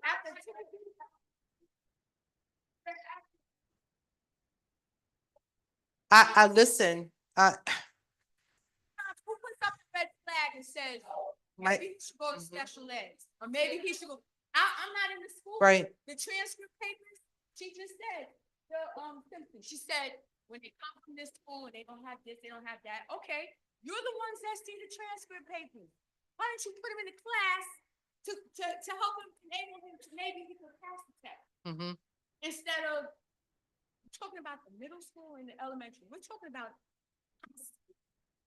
Amir, can I ask you a question about? Mhm. Goal in life. He doesn't want to be where I work. What do you think, from your perspective, would have helped you get you to a place to pass the Regents? Do you have any thoughts on that? Giving me a math class my senior year. That would help me. I didn't have a math class. I have financial algebra. That's not math. We're not doing nothing math related. We're just, yeah. Related to the test. I'm just. So yeah. would have been helpful. You didn't get Yeah. any Regents prep? No, the only person that was helping me get Regents prep was Coach Moffitt. It was Coach Moffitt, Coach Weldon. Did you get offered a Regents prep? No, I did not. It was only Coach Moffitt that offered me. That's it. Okay. During practice, I was there doing work while everybody else practicing. He helped me. I remembered you. I remembered you during senior walk. You did the senior walk?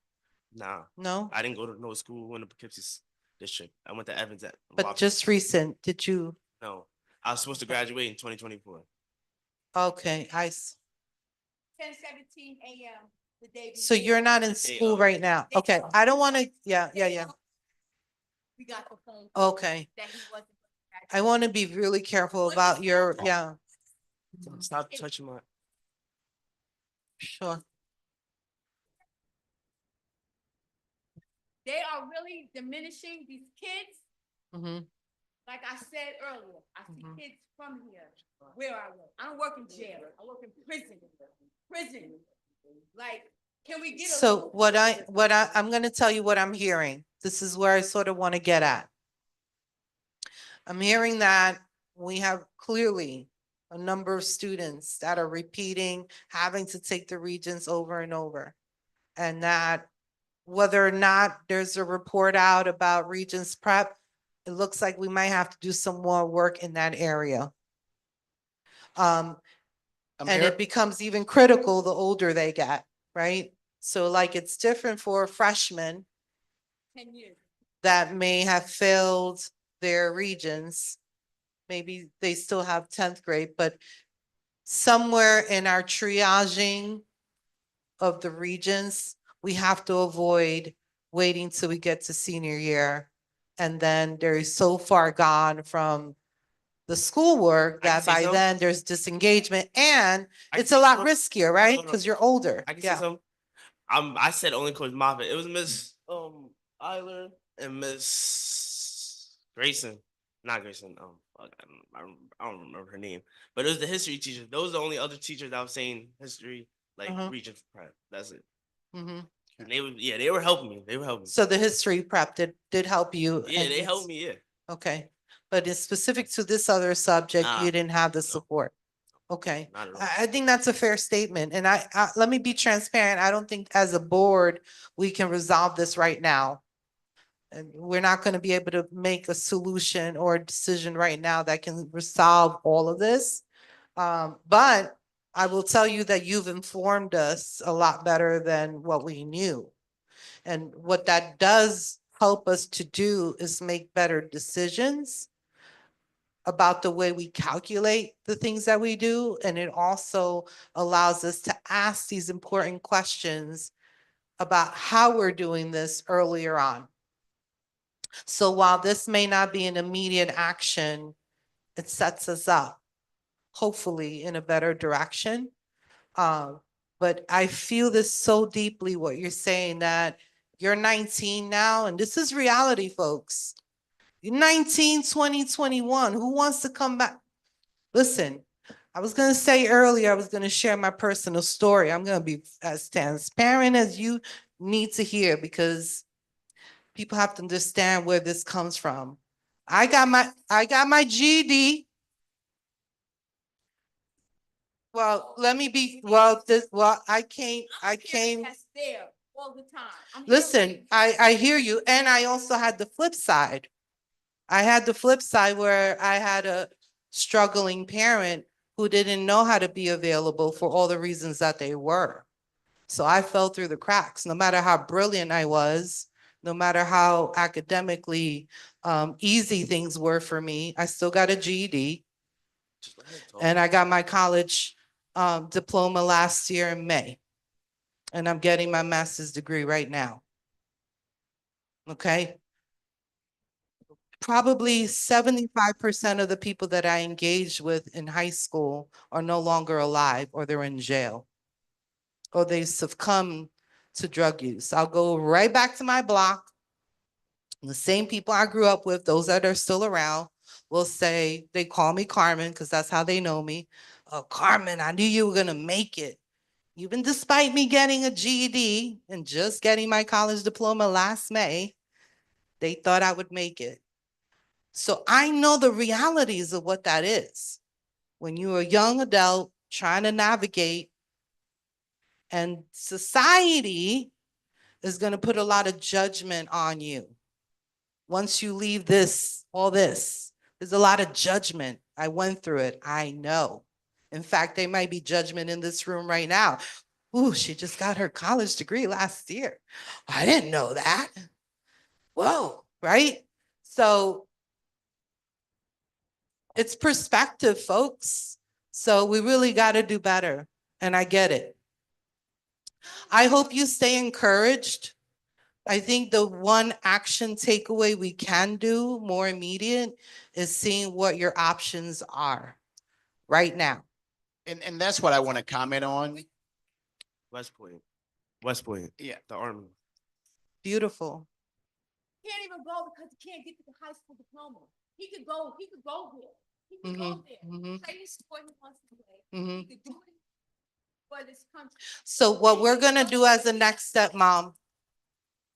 Right, well, so that's the next step that we need to do specific to you is what's our game plan to support this young man and any other student that are in this specific position? What options does this young man Yeah, have? exactly. And what can we, as an entity, do to assist him with those options? One of the things I like to see is you provide your name to Dr. Simpson, Dr. Gallo, excuse me, Who's that? principal of the high school, and the gentleman over your left shoulder, Which We one? did- Dr. Simpson or Dr. Simpson yeah. and Dr. Gallo. I don't know who Dr. Gallo is. Give him Dr. your Gallo's number. right there with the peace And sign. what needs to take place is we'll be in communication with you. I think there should be a thorough review of your academic history at the high school. What courses? Pardon me? All right. Right. So let us do a deep dive into your history, your background. They and said they did that. Let's do that again. They So- said they did that multiple times. All right. So rather than go back and forth over the microphone, we'll communicate following the meeting and I'll have a conversation with you. I'll have one of my team members have a conversation with you. Amir, what's different is that you're in front of the board. So now you got the board that's asking, hey, what's up? What happened with Amir? Okay? Or your child. So this is on our radar. This is why we did the special meeting, because we want to communicate to the community. This is on our radar, folks. We got distracted by some other things in our last meeting, but this is on our radar. I found that meeting out by one of my friends, Corey and Jameer. Yeah, we just announced it last minute because we were hearing about some But concerns. Why my mom didn't get it or I didn't get an email? We did send messages out. Every email she get about the school, emailing her, she tell me. She sent me a screenshot every time. Mhm. She did not. And not to What you- say that it just started coming in English because they were sending it to me in Spanish. I'm not Spanish. And I complained about that several times. I came here 19 times to get a appointment with the superintendent. 19 times. Check y'all sign-in sheet. Check y'all sign-in book. I spoke to the lady in the front. Nice lady. Got twins in the school district somewhere. Nice lady. 19 times they could never get an appointment. I lose a day's pay for my kid. I don't know about everybody else. Money come and go. Him, I don't play with none of my kids. Like, this is to watch all the young men in front of me every day at work. I don't want that for my kid or his friends. None of his friends, like none of these kids around here. It's a lot of good kids around here. It's a lot of good kids around here. Listen, and even the kids that are, even the kids that might be out there in the streets and we've lost them, in their heart are good. It's just we've lost them. and we got to find a way to bring them back in.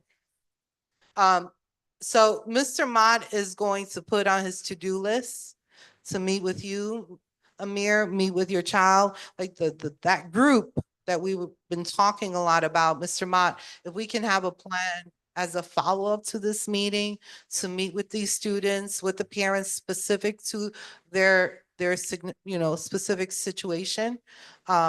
Because we, as much as I wish I could deep dive into what's going on specific, we can't do that because we have to protect your privacy.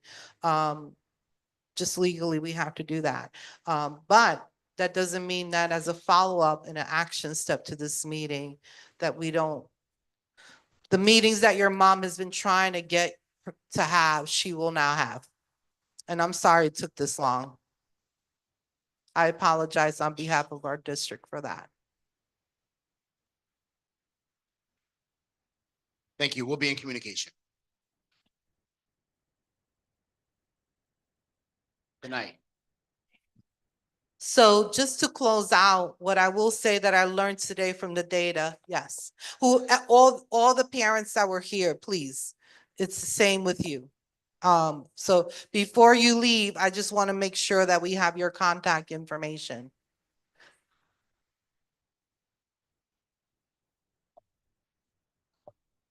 Mm-hmm. Mm-hmm.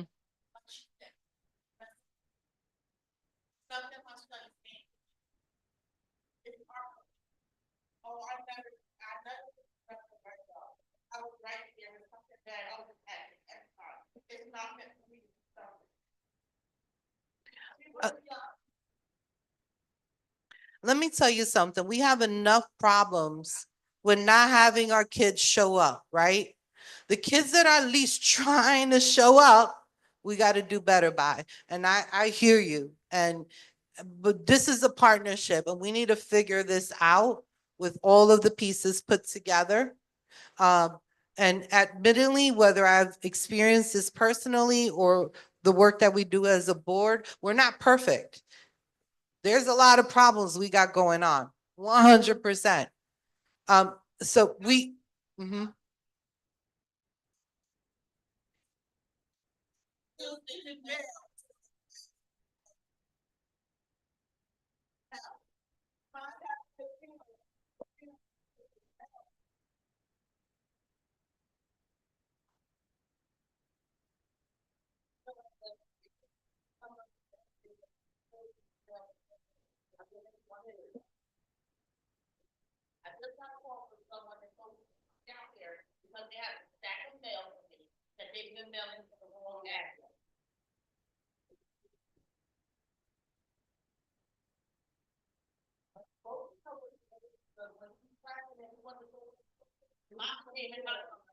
So can I tell you one big takeaway I get from this meeting? We don't have enough parents that come here to tell us exactly what you're saying. We otherwise wouldn't know. I will tell you, I'm making these meetings are public. So either yourselves or anybody else. Board meetings happen. They're open to the public. No one can ever tell you, no, you got to go away. This is your public space. And if there's something specific that we can't allow to be spoken just because of the privacy reasons, this is the space to find the right peoples, especially the superintendent, right? So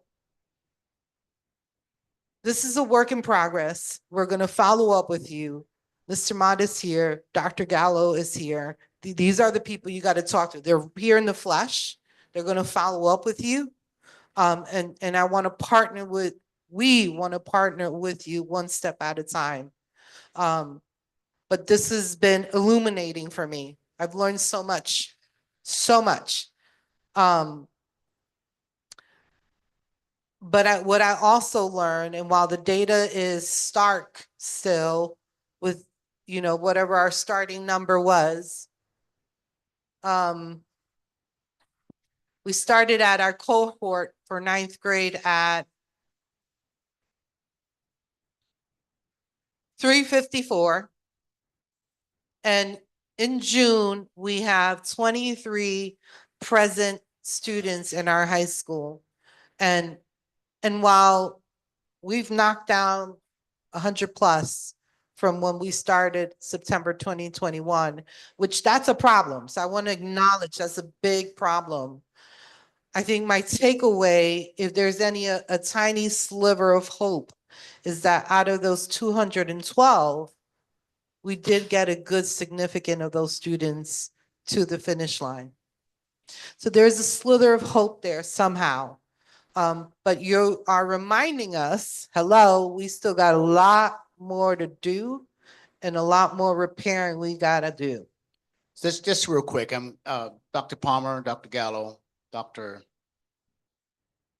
Gallagher, before the parents leave, let's congregate to show them some support.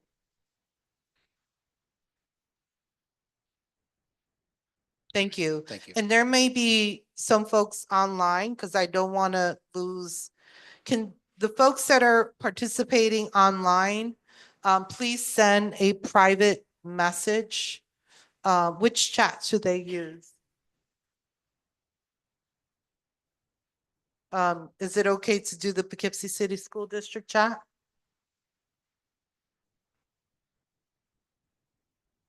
But they may not be, if they're online right now. But not if they send an individual message. Right. Okay, so anyone that's online, I'm gonna give you a number to please call. I'm sorry. For those that are on Zoom or YouTube, we can just give them a number to contact though. What number are we gonna give them to contact as a follow-up? That fine?